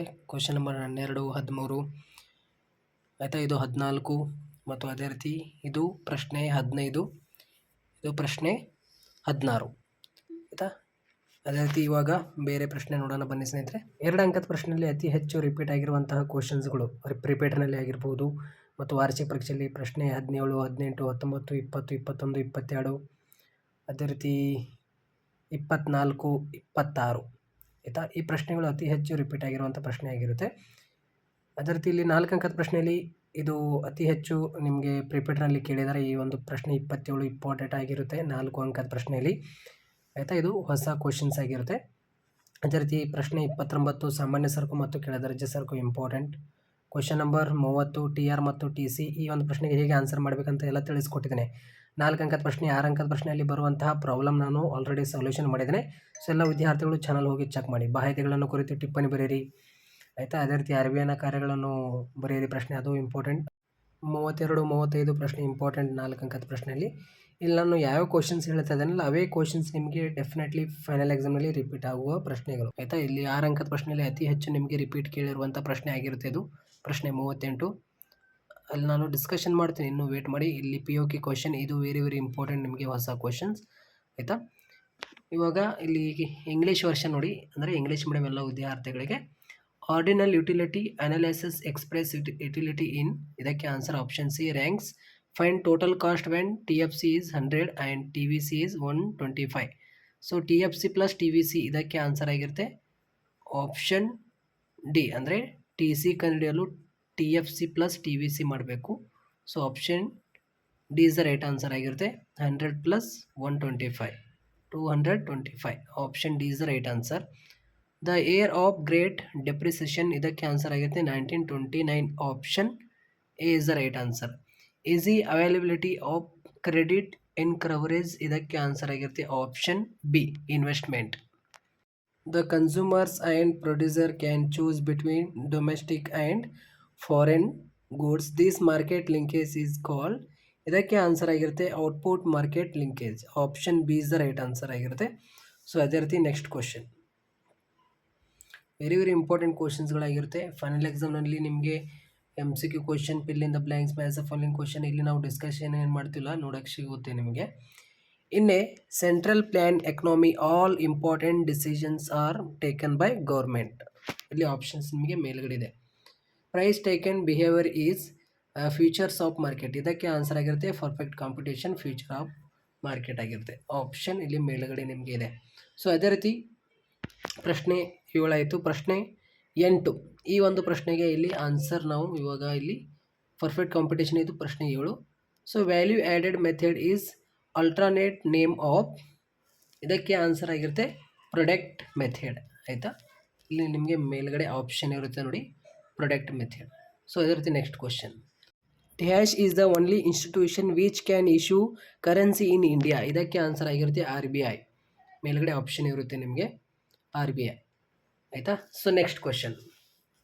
Dash air runs from 1st January to 31st March in India, ಇದಕ್ಕೆ ಆನ್ಸರ್ ಆಗಿರುತ್ತೆ financial. Next question. Match the following question ನೋಡಿ. ನಾರ್ಮಟಿವ್ ಎಕನಾಮಿಕ್ ಇದಕ್ಕೆ ಆನ್ಸರ್ ಆಗಿರುತ್ತೆ ವ್ಯಾಲ್ಯೂಯೇಷನ್ ಆಫ್ ಮೆಕ್ಯಾನಿಸಮ್. ಅದೇ ರೀತಿ ವೇಜ್ ರೇಟ್ ಇದಕ್ಕೆ ಆನ್ಸರ್ ಆಗಿರುತ್ತೆ VMPL. ಅದೇ ರೀತಿ domestic service, non monetary exchange, M3 M4, bold money, raw material, intermediate goods. ಈ ಒನ್ನೋಡ ಪ್ರಶ್ನೆಗೆ ಇಲ್ಲಿ ಆನ್ಸರ್ ಕೊಟ್ಟಿದ್ದೇನೆ ಸ್ಕ್ರೀನ್ ಮೇಲೆ ಆಯಿತಾ. ಪ್ರಶ್ನೆ 12, 13, 14, 15, 16 ಆಯಿತಾ. ಇದು ಒನ್ನೋಡ್ ಕ್ವಶನ್ಸ್ಗೆ ಆನ್ಸರ್ ಆಗಿರುತ್ತೆ ಇದು ಆಯಿತಾ. 12 ಆನ್ಸರ್ ಕೊಟ್ಟಿದ್ದೇನೆ, 13, 14, 15, 16 ಆಯಿತಾ. ವೆರಿ ಇಂಪಾರ್ಟೆಂಟ್ ಕ್ವಶನ್ಸ್ಗಳಾಗಿರುತ್ತೆ ಸ್ನೇಹಿತರೆ ಇವೆಲ್ಲ ನಿಮಗೆ ಆಯಿತಾ. 12, 13, 14, 15, 16 ನಿಮಗೆ ಸ್ಕ್ರೀನ್ ಮೇಲೆ ಆನ್ಸರ್ ತೋರಿಸಿದ್ದೇನೆ. ಬನ್ನಿ ಇವಾಗ ಇಲ್ಲಿ ನಾವು ಡಿಸ್ಕಷನ್ ಮಾಡೋಣ. ಡೋಂಟ್ ವರಿ, 2 ಮಾರ್ಕ್ಸ್ನಲ್ಲಿ ನಿಮಗೆ ಅತಿ ಹೆಚ್ಚು ರಿಪೀಟ್ ಆಗಿರುವಂಥ ಪ್ರಶ್ನೆ ಇದು.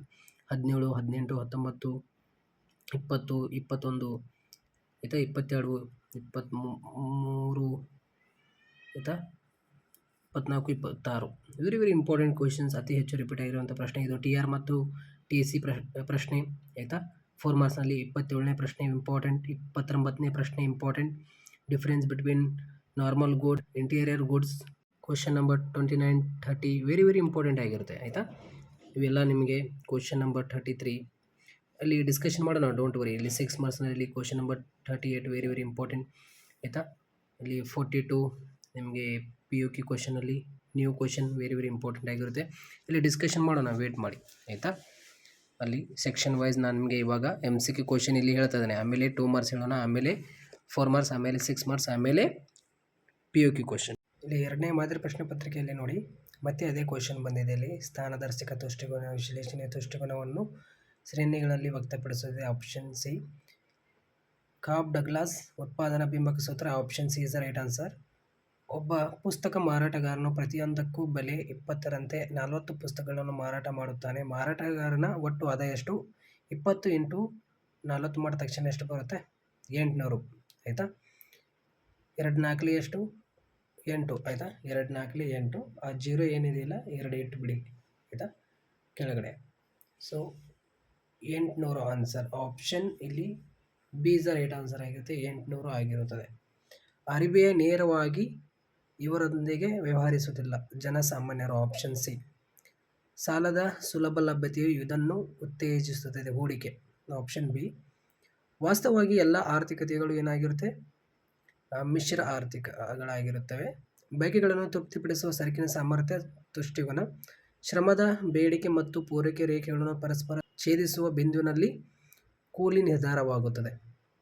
ಒಂದು ಉದ್ಯಮ ಘಟಕವು ಮಾಡಿದ ನಿವ್ವಳ ಕೊಡುಗೆಯನ್ನು ಅದರ ಮೌಲ್ಯವರ್ಧನೆ ಎನ್ನುತ್ತೇವೆ. Next question. ದೇಶೀಯ ಕರೆನ್ಸಿ ರೂಪದಲ್ಲಿನ ವಿದೇಶಿ ಕರೆನ್ಸಿಯ ಬೆಲೆ ಹೆಚ್ಚಾಗುವುದನ್ನು ದೇಶೀಯ ಕರೆನ್ಸಿಯು ಡ್ಯಾಶ್ ಎಂದು ಕರೆಯುತ್ತೇವೆ. ಇದಕ್ಕೆ ಹಿಗ್ಗುವಿಕೆ ಇಲ್ಲಾಂದರೆ ಇಳಿವಿಕೆ ಅಂತ. Next question.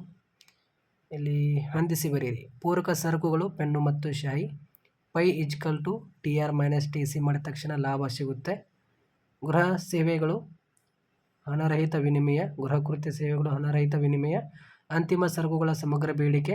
ಇಲ್ಲಿ C+I+CY. ನಿರ್ವಹಣಾ ಹೊಂದಾಣಿಕೆ, ಡೈರೆಕ್ಟಿವ್ ಹೊಂದಾಣಿಕೆ. ಆಯಿತಾ. ಇಲ್ಲಿ ಇವಾಗ ಒನ್ ವರ್ಡ್ ಕ್ವಶನ್ ನೋಡಿ.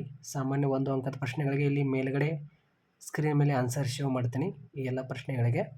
ಆಯಿತಾ. ಪ್ರಶ್ನೆ 12, 13, 14, 15, 16 ಎಲ್ಲ ಪ್ರಶ್ನೆಗಳಿಗೆ ಇಲ್ಲಿ ಸ್ಕ್ರೀನ್ ಮೇಲೆ ಆನ್ಸರ್ ಶೋ ಆಗ್ತಾ ಇರುತ್ತೆ ನೋಡಿ. 2 ಅಂಕದ ಪ್ರಶ್ನೆಯಲ್ಲಿ ಮತ್ತೆ ರಿಪೀಟ್ ಆಗಿರುವಂಥ ಪ್ರಶ್ನೆ ಇದು. 17, 18, 19, 20. ಆಯಿತಾ. 22. ವೆರಿ ವೆರಿ ಇಂಪಾರ್ಟೆಂಟ್ ಇದು ಎಲ್ಲ. ಈ ಹೊಸ ಕ್ವಶನ್ ಕೇಳಿದ್ದಾರೆ ಇದು ಈ ಒಂದು ಪ್ರಶ್ನೆ. ಸೊ ಹೀಗೆ ಹೊಸ ಕ್ವಶನ್ಸ್ ಯಾವ್ದು ಬರುತ್ತೆ ಎಲ್ಲ ನಾನು ಹೇಳ್ಕೊಡ್ತೀನಿ. Don't worry. ಇದು 4 ಮಾರ್ಕ್ಸ್ನಲ್ಲಿ ವೆರಿ ವೆರಿ ಇಂಪಾರ್ಟೆಂಟ್ ಇದು. ಇಲ್ಲಿ ನಿಮಗೆ D1 D2 ಅಂದರೆ ಮಾರ್ಕೆಟ್ ಅಂದರೆ ಡಿಮ್ಯಾಂಡ್ 1 ಡಿಮ್ಯಾಂಡ್ 2 ಅಲ್ಲಿ ನೀವು ಬಿಡಿಸಬೇಕಾಗುತ್ತೆ. ಇದು 6 ಅಂಕದ ಒಂದು ಪ್ರಶ್ನೆಯಲ್ಲಿ. ಇದು POQ ಕ್ವಶನಲ್ಲಿ ಫಿಕ್ಸ್ ಇದು. ಆಯಿತಾ. ಇದೆಲ್ಲ ನಾನು ನಿಮ್ಗೆ ಹೇಳ್ಕೊಡ್ತೀನಿ. Don't worry. ಸೊ ಇದು ಮತ್ತೆ ರಿಪೀಟ್ ಆಗಿರುವಂಥ ಪ್ರಶ್ನೆ ಇದು. Option C is the right answer. ಇಲ್ಲಿ Cobb Douglas production function is. Option C is the right answer. ಪ್ರಶ್ನೆ 3 option B is the right answer. RBI does not directly deal with. Option C general public. Easy availability of credit encourages investment. Option B is the right answer. In reality, all economics are mixed economics. Want satisfying capacity of commodity is ಇದಕ್ಕೆ answer ಆಗಿರುತ್ತೆ. Utility. Determined at point where the demands for labor and supply labor curves intersect. ಇದಕ್ಕೆ answer ಆಗಿರುತ್ತೆ. ಇಲ್ಲಿ ಮೇಲ್ಗಡೆ answer ಇದೆ ನೋಡಿ. Wages. ಆಯಿತಾ. ಅದೇ ರೀತಿ the net contribution made by a firm is called it is value added. Question number 10. ಇದಕ್ಕೆ answer depreciation. Match the following question. Complementary goods ಇದಕ್ಕೆ ಆನ್ಸರ್ ಆಗಿರುತ್ತೆ pen and ink. Pi equal to TR - TC. Domestic service ಇದಕ್ಕೆ non monetary. Aggregate demand for final goods C+I. Manage floating, directive floating. ಒನ್ನೋಡು ಕ್ವಶನ್ಗಳಿಗೆ ಇಲ್ಲಿ answer ಕೊಟ್ಟಿದ್ದೇನೆ screen ಮೇಲೆ. Question number 12, 13, 14, 15, 16. ಆಯಿತಾ. ಇಲ್ಲಿ ನೋಡ್ಕೊಳ್ಳಿ ಸ್ಕ್ರೀನ್ ಪಕ್ಕದಲ್ಲಿ ಕೊಟ್ಟಿದ್ದಾನೆ. ಸೊ ಬನ್ನಿ ಇವಾಗ ಬೇರೆ ಕ್ವಶನ್ ನೋಡೋಣ. ಇಲ್ಲಿ ಮುಂದೆ ನಾನು 2 ಅಂಕದ ಪ್ರಶ್ನೆಯಲ್ಲಿ ಮತ್ತು 4 ಅಂಕದ ಪ್ರಶ್ನೆಯಲ್ಲಿ 6 ಅಂಕದ ಪ್ರಶ್ನೆಯಲ್ಲಿ POQ ಕ್ವಶನ್ ಯಾವುದು ಬೋತ್ ಮೇಡಮ್ ಎಲ್ಲ ವಿದ್ಯಾರ್ಥಿಗಳಿಗೆ ಎಕ್ಸ್ಪ್ಲೇಷನ್ ಮಾಡ್ತೀನಿ ಮುಂದೆ. Don't worry. ವಿತ್ ಇಲ್ಲಿ 4 ಮಾರ್ಕ್ಸ್ನಲ್ಲಿ ಯಾವ್ಯಾವ ಕ್ವಶನ್ ಬರುತ್ತೆ ಎಲ್ಲ ಸಾಲ್ಯೂಷನ್ ಮಾಡೋಣ. ಆಯಿತಾ. ಇಲ್ಲಿ ನ್ಯೂ ಕ್ವಶನ್ಸ್ ಕೂಡ ಬರುತ್ತೆ ನಿಮಗೆ. ಆಯಿತಾ. ನ್ಯೂ ಕ್ವಶನ್ಸ್ ಮತ್ತು ಅದೇ ರೀತಿ POQ ಕ್ವಶನಲ್ಲಿ ನ್ಯೂ ಕ್ವಶನ್ಸ್ ಎಲ್ಲ ಸಾಲ್ಯೂಷನ್ ಮಾಡೋಣ. ಆಯಿತಾ. ಇವಾಗ ಬನ್ನಿ ಬೇರೆ ಮಾದರಿ ಪ್ರಶ್ನೆ ಪತ್ರಿಕೆ ನೋಡೋಣ. ಒಂದು ಆರ್ಥಿಕತೆಯ ಕೊರತೆಯ ಸಂಪನ್ಮೂಲಗಳು ಸ್ಪರ್ಧಾತ್ಮಕ ಬಳಕೆಯನ್ನು ಹೊಂದಿದೆ. Option A is the right answer. ಅದೇ ರೀತಿ ನೆಕ್ಸ್ಟ್ ಕ್ವಶನ್. ಆದಾನಗಳು ಮತ್ತು ಉತ್ಪನ್ನ ನಡುವಿನ ಕ್ರಿಯಾವಲಂಬಿ ಸಂಬಂಧವನ್ನು ಹೀಗೆಂದು ಕರೆಯುತ್ತೇವೆ. ಉತ್ಪಾದನಾ ಬಿಂಬಕ. ಮಧ್ಯಂತರ ಸರಕುಗಳ ಪ್ರತ್ಯೇಕ ಲೆಕ್ಕಾಚಾರವು ಈ ಕೆಳಗಿನ ದೋಷಕ್ಕೆ ಕಾರಣವಾಗುತ್ತದೆ. ದ್ವಿಗಣನೆ. Next question. ಕೆಳಗಿನವುಗಳಲ್ಲಿ ಯಾವುದು ಕಾಗದ ತೆರಿಗೆಗೆ ಉದಾಹರಣೆಯಾಗಿದೆ? ಸಂಪತ್ತಿನ ತೆರಿಗೆ. ಜಗತ್ತಿನ ಇತರೆ ದೇಶಗಳು ಮತ್ತು ದೇಶೀಯ ವಾಸಿಗಳ ನಡುವೆ ಈ ವ್ಯವಹಾರಗಳನ್ನು ಸಂದಾಯವಾಗಿಯೂ ದಾಖಲಿಸುತ್ತದೆ. ಆಪ್ಷನ್ ಡಿ ಮೇಲಿನ ಎಲ್ಲವೂ. ನೆಕ್ಸ್ಟ್ ಕ್ವಶನ್, ಖಾಲಿ ಬಿಟ್ಟ ಸ್ಥಳ. ಬಯಕೆಗಳನ್ನು ತೃಪ್ತಿಪಡಿಸುವ ಸರಕಿನ ಸಾಮರ್ಥ್ಯ ತುಷ್ಟಿಗುಣ. ಅಲ್ಲಿ ಮೇಲ್ಗಡೆ ಆಪ್ಷನ್ ಇರುತ್ತೆ. ಒಂದೇ ಗರಿಷ್ಠ ಮಟ್ಟದ ಉತ್ಪಾದನೆಯನ್ನು ನೀಡುವ ಎರಡು ಆದಾನಗಳ ಎಲ್ಲ ಸಂಭವನೀಯ ಸಂಯೋಜನೆಗಳ ಸಮೂಹವನ್ನು ಡ್ಯಾಶ್ ಎಂದು ಕರೆಯುತ್ತೇವೆ. ಇದಕ್ಕೆ ಆನ್ಸರ್ ಆಗಿರುತ್ತೆ ಸಮ ಉತ್ಪನ್ನ ರೇಖೆ. ಅದೇ ರೀತಿ ನೆಕ್ಸ್ಟ್, ಡ್ಯಾಶ್ಗಳನ್ನು ಉದ್ಯಮ ಘಟಕಗಳೆಂದು ಕರೆಯಲಾಗುತ್ತದೆ. ಉತ್ಪಾದನಾ ಘಟಕ, ಉದ್ಯಮ ಘಟಕಗಳೆಂದು ಕರೆಯಲಾಗುತ್ತದೆ. ಅದೇ ರೀತಿ ಪರಿಸರ ಮಾಲಿನ್ಯವು ಡ್ಯಾಶ್ ಬಾಹ್ಯತೆಗೆ ಒಂದು ಉದಾಹರಣೆಯಾಗಿದೆ. ಇಲ್ಲಿ ಋಣಾತ್ಮಕ. ಆಯಿತಾ. ಅದೇ ರೀತಿ ಭಾರತಕ್ಕೆ ಆಮದಾಗುವ ಮತ್ತು ಭಾರತದಿಂದ ರಫ್ತಾಗುವ ಸರಕುಗಳ ಮೇಲೆ ವಿಧಿಸುವ ತೆರಿಗೆ ಸುಂಕು ತೆರಿಗೆ. ಆಯಿತಾ. ಆಮದು ರಫ್ತು ಸುಂಕು ತೆರಿಗೆ ಆಗಿದೆ. ಸೊ ಅದೇ ರೀತಿ ಹೊಂದಿಸಿ ಬರೆಯಿರಿ. 1ನೇದು 2, 2ನೇದು 5, 3ನೇದು 1, 4ನೇದು 6, 5ನೇದು 4 ಆನ್ಸರ್. ಈ ರೀತಿಯಲ್ಲಿ ನಿಮಗೆ ಸಾಮಾನ್ಯ 1 ಅಂಕದ ಪ್ರಶ್ನೆಗಳಿಗೆ ಆನ್ಸರ್ ಇಲ್ಲಿ ಸ್ಕ್ರೀನ್ ಮೇಲೆ ಆನ್ಸರ್ ಶೋ ಆಗ್ತಾ ಇರುತ್ತೆ. ಆಯಿತಾ. ಸೊ ಇದೇನಷ್ಟೇನು ಇಂಪಾರ್ಟೆಂಟ್ ಇಲ್ಲ. ಇದು 15, 16. ಆಯಿತಾ. ಇಲ್ಲಿ 2 ಅಂಕದ ಪ್ರಶ್ನೆಯಲ್ಲಿ ನೋಡಿ ಮತ್ತೆ ಅವೇ ರಿಪೀಟ್ ಆಗಿರುವಂಥ ಪ್ರಶ್ನೆಗಳಾಗಿರ್ತೀವಿ ಎಲ್ಲ. ನೋಡಿ ನಾವು ಇಲ್ಲಿ ಏನು ಡಿಸ್ಕಷನ್ ಮಾಡ್ತಾ ಇದ್ದಿಲ್ಲ, ವೆರಿ ವೆರಿ ಇಂಪಾರ್ಟೆಂಟ್ ಆಗಿರುತ್ತೆ. ಇದು ನಿಮಗೆ 4 ಅಂಕದ ಪ್ರಶ್ನೆಯಲ್ಲಿ ಹೊಸ ಕ್ವಶನ್ ಇದು ನಾನು ಬಿಡಿಸಿದ್ದೀನಿ. ಚಾನಲ್ನಲ್ಲಿ ಹೋಗಿ ಚೆಕ್ ಮಾಡಿ. ಇಲ್ಲಿ ನಾನು ನಿಮ್ಗೆ ಹೇಳ್ಕೊಡ್ತೀನಿ, ವೇಟ್ ಮಾಡಿ. ಆಯಿತಾ. ಇಲ್ಲಿ PUQ ಕ್ವಶನ್ ಅಂತ ಕ್ವಶನ್ ಇರುತ್ತೆ. ಇವಾಗ ಇಲ್ಲಿ ಇಂಗ್ಲೀಷ್ ಮೀಡಿಯಮ್ ಎಲ್ಲ ವಿದ್ಯಾರ್ಥಿಗಳು ನೋಡ್ರಿ. ಇಲ್ಲಿ 1ನೇದು ಆನ್ಸರ್ ನಿಮಗೆ option A is the right answer. ಅದೇ ರೀತಿ 2ನೇ ಪ್ರಶ್ನೆಗೆ ಆನ್ಸರ್ ಆಪ್ಷನ್ ಬಿ. ಅದೇ ರೀತಿ 3ನೇ ಪ್ರಶ್ನೆಗೆ ಆನ್ಸರ್ ಆಪ್ಷನ್ ಬಿ. ಅದೇ ರೀತಿ 4ನೇ ಪ್ರಶ್ನೆಗೆ ಆನ್ಸರ್ ಆಪ್ಷನ್ ಸಿ. ಅದೇ ರೀತಿ 5ನೇ ಪ್ರಶ್ನೆಗೆ answer all of the above. ಇವಾಗ ಇಲ್ಲಿ ಫಿಲ್ ಇನ್ ದ ಬ್ಲ್ಯಾಂಕ್ಸ್ ನೋಡಿ. ಆಯಿತಾ. 1ನೇ ಪ್ರಶ್ನೆಗೆ ಆನ್ಸರ್ ಇಲ್ಲಿ ಯುಟಿಲಿಟಿ. 7ನೇ ಪ್ರಶ್ನೆಗೆ ಆನ್ಸರ್ ಐಸೋಕ್ಯಾಂಟ್ ಕರ್ವ್. ಅದೇ ರೀತಿ 8ನೇ ಪ್ರಶ್ನೆಗೆ ಆನ್ಸರ್ ಪ್ರೊಡಕ್ಷನ್ ಯೂನಿಟ್ಸ್. ಅಲ್ಲಿ ಮೇಲ್ಗಡೆ ಆಪ್ಷನ್ ಇದೆ. ಅದೇ ರೀತಿ 9ನೇ ಪ್ರಶ್ನೆಗೆ ಆನ್ಸರ್ ಇಲ್ಲಿ ನೆಗೆಟಿವಿಟಿ. ಅದೇ ರೀತಿ 10ನೇ ಪ್ರಶ್ನೆಗೆ ಆನ್ಸರ್ ಕಸ್ಟಮ್ಸ್ ಡ್ಯೂಟಿ. ಇಲ್ಲಿ ಮ್ಯಾಚ್ ದ ಫಾಲೋಯಿಂಗ್ ಕ್ವಶನ್ಸ್ಗೆ ಆನ್ಸರ್ ಕೊಟ್ಟಿದ್ದೇನೆ ಇಲ್ಲಿ. ಆಯಿತಾ, ಸೈಡ್ನಲ್ಲಿ. ಅದೇ ರೀತಿ ಇವಾಗ ಒಂದೊಂದು ಕ್ವಶನ್ಸ್ಗೆ ಆನ್ಸರ್ ಇಲ್ಲಿ ನಾನು ನಿಮಗೆ ಸ್ಕ್ರೀನ್ ಮೇಲೆ ತೋರಿಸ್ತೀನಿ ನೋಡಿ. Question number 12, 13, 14, 15, 16. ಅದೇ ರೀತಿ ಇವಾಗ ನೆಕ್ಸ್ಟ್ ಕ್ವಶನ್ಸ್ ನೋಡಿ. 4 ಮಾರ್ಕ್ಸ್ನಲ್ಲಿ 6 ಮಾರ್ಕ್ಸ್ನಲ್ಲಿ PUQ ಕ್ವಶನಲ್ಲಿ ನಾನು ಇಲ್ಲಿ ನಿಮಗೆ ಹೇಳ್ಕೊಡ್ತೀನಿ. ಅವೇ ಕ್ವಶನ್ಸ್ಗಳು ನೀವು ನೋಡ್ಕೊಳ್ಳಿ, ಯಾಕೆಂದರೆ ನಿಮಗೆ ಈಸಿ ಆಗಿಬಿಡುತ್ತೆ. ಆಯಿತಾ. 1 ಮಾರ್ಕ್ಸ್ನಲ್ಲಿ 20 ಮಾರ್ಕ್ಸ್ ನಮಗೆ ಬಂದೇ ಬರುತ್ತೆ ಇದಷ್ಟು ನೋಡ್ಕೋದ್ರಿಂದ. ಸೊ ಅದಕ್ಕೆ ಇದು ಕೊನೆಯ ಇಲ್ಲಿ ಮಾದರಿ ಪ್ರಶ್ನೆ ಪತ್ರಿಕೆ ಆಗಿರುತ್ತೆ. ಅನುಭೋಗಿ ಆದಾಯದಲ್ಲಿ ಹೆಚ್ಚಾದಂತೆ ಈ ಸರಕುಗಳಿಗೆ ಬೇಡಿಕೆ ಹೆಚ್ಚಾಗುತ್ತದೆ. ಆಪ್ಷನ್ ಬಿ ಸಾಮಾನ್ಯ ಸರಕುಗಳು. ಅದೇ ರೀತಿ ಇಲ್ಲಿ ಮತ್ತೆ ರಿಪೀಟ್ ಆಗಿದೆ. ಇದು ಸರ್ಕಾರ ಸರಕು ಮತ್ತು ಸೇವೆಗೆ ಬೆಲೆಗೆ ಕನಿಷ್ಠ ಮಿತಿ ವಿಧಿಸುವುದನ್ನು ಕನಿಷ್ಠ ಮಿತಿ ಎನ್ನುತ್ತೇವೆ. ಯೋಜಿತ ಸಮಗ್ರ ಬೇಡಿಕೆ ಯೋಜಿತ ಸಮಗ್ರ ಪೂರೈಕೆಗೆ ಸಮನಾಗಿರುವ ಬಿಂದುವಿನಲ್ಲಿ ಆಪ್ಷನ್ ಎ ಸಮತೋಲನವಿರುತ್ತದೆ. ಆಯಿತಾ. ಅದೇ ರೀತಿ 5ನೇ ಪ್ರಶ್ನೆ, ಸಂಪೂರ್ಣ ಉದ್ಯೋಗ ಮಟ್ಟದ ಪರಿಸ್ಥಿತಿಯಲ್ಲಿ ಬೇಡಿಕೆಯು ಲಭ್ಯವಿರುವ ಉತ್ಪನ್ನಕ್ಕಿಂತ ಅಧಿಕವಾದಾಗ ಉಂಟಾಗುವ ಸನ್ನಿವೇಶ ಅಂತ ಹೇಳಿ ಪ್ರಶ್ನೆ ಕೇಳಿದ್ದಾರೆ. ಇದಕ್ಕೆ ಆನ್ಸರ್ ಆಗಿರುತ್ತೆ ಆಪ್ಷನ್ ಬಿ ಅತಿ ಪ್ರಸರಣ. ನೆಕ್ಸ್ಟ್ ಕ್ವಶನ್, ಖಾಲಿ ಬಿಟ್ಟ ಸ್ಥಳ ನೋಡಿ. ಸಂಪನ್ಮೂಲಗಳ ಕೊರತೆಯು ಆಯ್ಕೆಯ ಸಮಸ್ಯೆ ಹುಟ್ಟು ಹಾಕುತ್ತಿದೆ ಅಂತ ಹೇಳಿ ನಿಮಗೆ ಮೇಲ್ಗಡೆ ಆಪ್ಷನ್ ಕೊಟ್ಟಿದ್ದಾರೆ. ಬದಲಾಗುವ ಆದಾನದ ಪ್ರತಿ ಘಟಕದ ಉತ್ಪನ್ನವನ್ನು ಸರಾಸರಿ ಉತ್ಪನ್ನ ಎಂದು ವ್ಯಾಖ್ಯಾನಿಸಲಾಗುತ್ತದೆ. M1 ಮತ್ತು M2ಗಳನ್ನು ಡ್ಯಾಶ್ ಎಂದು ಕರೆಯುತ್ತೇವೆ. ಇದಕ್ಕೆ ಸಂಕುಚಿತ ಹಣ ಅಂತ ಅಲ್ಲಿ ಮೇಲ್ಗಡೆ ಆಪ್ಷನ್ ಇದೆ ನೋಡಿ. ಸಂಕುಚಿತ ಹಣ ಎಂದು ನಾವು ಕರೆಯುತ್ತೇವೆ. ಕಂದಾಯ ಕೊರತೆ = ಕಂದಾಯ ವೆಚ್ಚ ಮೈನಸ್ ಕಂದಾಯ ಸ್ವೀಕೃತಿ ಅಂತ ಅಲ್ಲಿ ಮೇಲ್ಗಡೆ ಆಪ್ಷನ್ ಇದೆ. ದೇಶೀಯ ಕರೆನ್ಸಿ ರೂಪದಲ್ಲಿನ ವಿದೇಶಿ ಕರೆನ್ಸಿಯ ಬೆಲೆ ಹೆಚ್ಚಾಗುವುದನ್ನು ದೇಶೀಯ ಕರೆನ್ಸಿಯ ಡ್ಯಾಶ್ ಎಂದು ಕರೆಯುತ್ತೇವೆ. ಇದಕ್ಕೆ ಹಿಗ್ಗುವಿಕೆ ಅಂತ ಇಲ್ಲಿ ಮೇಲ್ಗಡೆ ಆಪ್ಷನ್ ಇದೆ. ಬನ್ನಿ ಇವಾಗ ನೆಕ್ಸ್ಟ್ ಕ್ವಶನ್ ನೋಡೋಣ. ಇವಾಗ ಹೊಂದಿಸಿ ಬರೀರಿ. Pi = TR - TC. Adam Smith ಕಾಣದ ಕೈ ಕಾರ್ಯಾಚರಣೆ. ತಪ್ಪು ಸೀಲು ಪಟ್ಟಿ. ಇದಕ್ಕೆ ಆನ್ಸರ್ ಆಗಿರುತ್ತೆ ದಾಸ್ತಾನಿನ ಛಲಕ. ಹೆಚ್ಚುವರಿ ಬೇಡಿಕೆ. ಇದಕ್ಕೆ ಆನ್ಸರ್ ಆಗಿರುತ್ತೆ ಹೆಚ್ಚುವರಿ ಬೇಡಿಕೆ. ಇದಕ್ಕೆ ಆನ್ಸರ್ ದೀರ್ಘಾವಧಿಯಲ್ಲಿ ಬೆಲೆಗಳ ಏರಿಕೆಗೆ ಕಾರಣವಾಗುತ್ತದೆ. ನಿರ್ವಹಣಾ ಹೊಂದಾಣಿಕೆ, ಇದಕ್ಕೆ ಆನ್ಸರ್ ಬಂದ್ಬಿಟ್ಟು ಡರ್ಟಿ ಹೊಂದಾಣಿಕೆ. ಸೊ ನೆಕ್ಸ್ಟ್ ಕ್ವಶನ್ ನೋಡೋಣ. ಬೇಡಿಕೆ ಎಂದರೇನು ಅಂತ ಇಲ್ಲಿ ಸಾಮಾನ್ಯ 1 ಅಂಕದ ಪ್ರಶ್ನೆಯಲ್ಲಿ ಕೇಳಿದ್ದಾರೆ. ಅದೇ ರೀತಿ ತಂತ್ರಜ್ಞಾನದ ಪ್ರಗತಿಯಿಂದ ಉದ್ಯಮ ಘಟಕದ ಪೂರೈಕೆ ರೇಖೆಯ ಯಾವ ಕಡೆಗೆ ಪಲ್ಲಟಗೊಳ್ಳುತ್ತದೆ? ಆನ್ಸರ್ ಇಲ್ಲಿ ಮೇಲ್ಗಡೆ ಶೋ ಆಗ್ತಾ ಇರುತ್ತೆ. ರಫ್ತುಗಳ ಅರ್ಥ ನೀಡಿ. ಅದೇ ರೀತಿ ವೈಯಕ್ತಿಕ ವೆಚ್ಚ ಮಾಡಬಹುದಾದ ಆದಾಯವನ್ನು ಹೇಗೆ ಪಡೆಯುತ್ತೀರಿ? ಆ ಒಂದು ಪ್ರಶ್ನೆ. ಅದೇ ರೀತಿ ಇಲ್ಲಿ ಎಕ್ಸ್ಪೆಂಡ್ ಕ್ವಶನ್ ಕೇಳಿದರೆ FRBMA ಅಂತ. ಸೊ ಇದರ ಅರ್ಥ ಇಲ್ಲಿ ಕೊಟ್ಟಿದ್ದಾನೆ. ಸೊ ಇಲ್ಲಿ 1ನೇ ಪ್ರಶ್ನೆಗೆ answer option B normal goods. ಅದೇ ರೀತಿ Cobb Douglas production function is ಅಂತ ಇಲ್ಲಿ ಕೇಳಿದ್ದಾರೆ. ಇದಕ್ಕೆ option C is the right answer.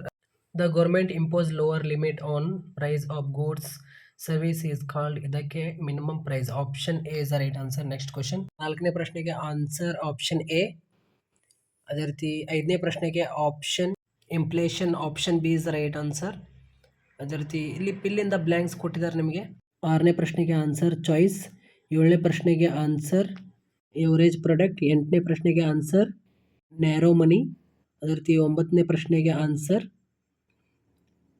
ಆಯಿತಾ. 9ನೇ ಪ್ರಶ್ನೆಗೆ ಆನ್ಸರ್ ಇಲ್ಲಿ ಮೇಲ್ಗಡೆ ನಿಮಗೆ ಆಪ್ಷನ್ ಇರುತ್ತೆ ರೆನ್ಯೂ ರಿಸಿಪ್ಟ್ಸ್ ಆಯಿತಾ. ಅದೇ ರೀತಿ ಇಲ್ಲಿ 10ನೇ ಪ್ರಶ್ನೆಗೆ ಆನ್ಸರ್ ಅಲ್ಲಿ ನಿಮಗೆ ಇಲ್ಲಿ ಮೇಲ್ಗಡೆ ಆಪ್ಷನ್ ಇರುತ್ತೆ ನೋಡಿ. ಈ ಒಂದು ಪ್ರಶ್ನೆಗೆ ಆನ್ಸರ್ ಇಲ್ಲಿ ಎಲ್ಲಿದೆ ಅಂದರೆ ಇಲ್ಲಿ ಅಪ್ರಿಸಿಯೇಷನ್ಸ್ ಆಯಿತಾ. Next question. ಇಲ್ಲಿ ಇವಾಗ ಹೊಂದಿಸಿ ಬರೀರಿ. Pi TR-TC Adam Smith. Option A operation of invisible hand. Inventory stock variable excess demand leads to rise in the price in the long run. Managed floating dirty floating. Answer ನೋಡೋ ಕ್ವಶನ್ಸ್ಗಳಿಗೆ ಇಲ್ಲಿ ಪಕ್ಕದಲ್ಲಿ answer ತೋರಿಸಿದ್ದೇನೆ. ಇವಾಗ 4 ಅಂಕದ ಪ್ರಶ್ನೆಗಳು very important. ಒಂದು ಸರಳ ಆರ್ಥಿಕತೆಯಲ್ಲಿ ಕೃಷಿ, ಕುಟುಂಬ, ನೇಕಾರ, ಶಿಕ್ಷಕರು ಸಂಪನ್ಮೂಲಗಳನ್ನು ಬಳಸಿ ಹೇಗೆ ತಮ್ಮ ಅಗತ್ಯಗಳನ್ನು ಪೂರೈಸಿಕೊಳ್ಳುತ್ತಾರೆ ಎಂಬುದನ್ನು ಸಂಕ್ಷಿಪ್ತವಾಗಿ ವಿವರಿಸಿ. ಎವರೇಜ್ ಲೆವೆಲ್ನಲ್ಲಿ ಈ ಒಂದು ಕ್ವಶನ್ ಪ್ರೀವಿಯಸ್ ಇಯರ್ ಎಕ್ಸಾಮ್ನಲ್ಲಿ ಕೇಳಿದ್ದಾರೆ ಈ ಒಂದು ವಾರ್ಷಿಕ ಪರೀಕ್ಷೆಯಲ್ಲಿ. ಸೊ ಇಂಪಾರ್ಟೆಂಟ್ ಆಗಿರುತ್ತೆ. 1ನೇ ಅಧ್ಯಾಯದಲ್ಲಿ ನಿಮಗೆ 4 ಅಂಕದ ಒಂದು ಪ್ರಶ್ನೆ. ಇಲ್ಲಿ ಸೂಕ್ಷ್ಮ ಅರ್ಥಶಾಸ್ತ್ರ ಪರಿಚಯ ಇಂಟ್ರೊಡಕ್ಷನ್ ಫಸ್ಟ್ ಚಾಪ್ಟರ್ನಲ್ಲಿ ನಿಮಗೆ 4 ಮಾರ್ಕ್ಸ್ನಲ್ಲಿ ವೆರಿ ಇಂಪಾರ್ಟೆಂಟ್ ಆಗಿರುತ್ತೆ. ಇಲ್ಲಿ ಆನ್ಸರ್ ಕೊಟ್ಟಿದ್ದೇನೆ.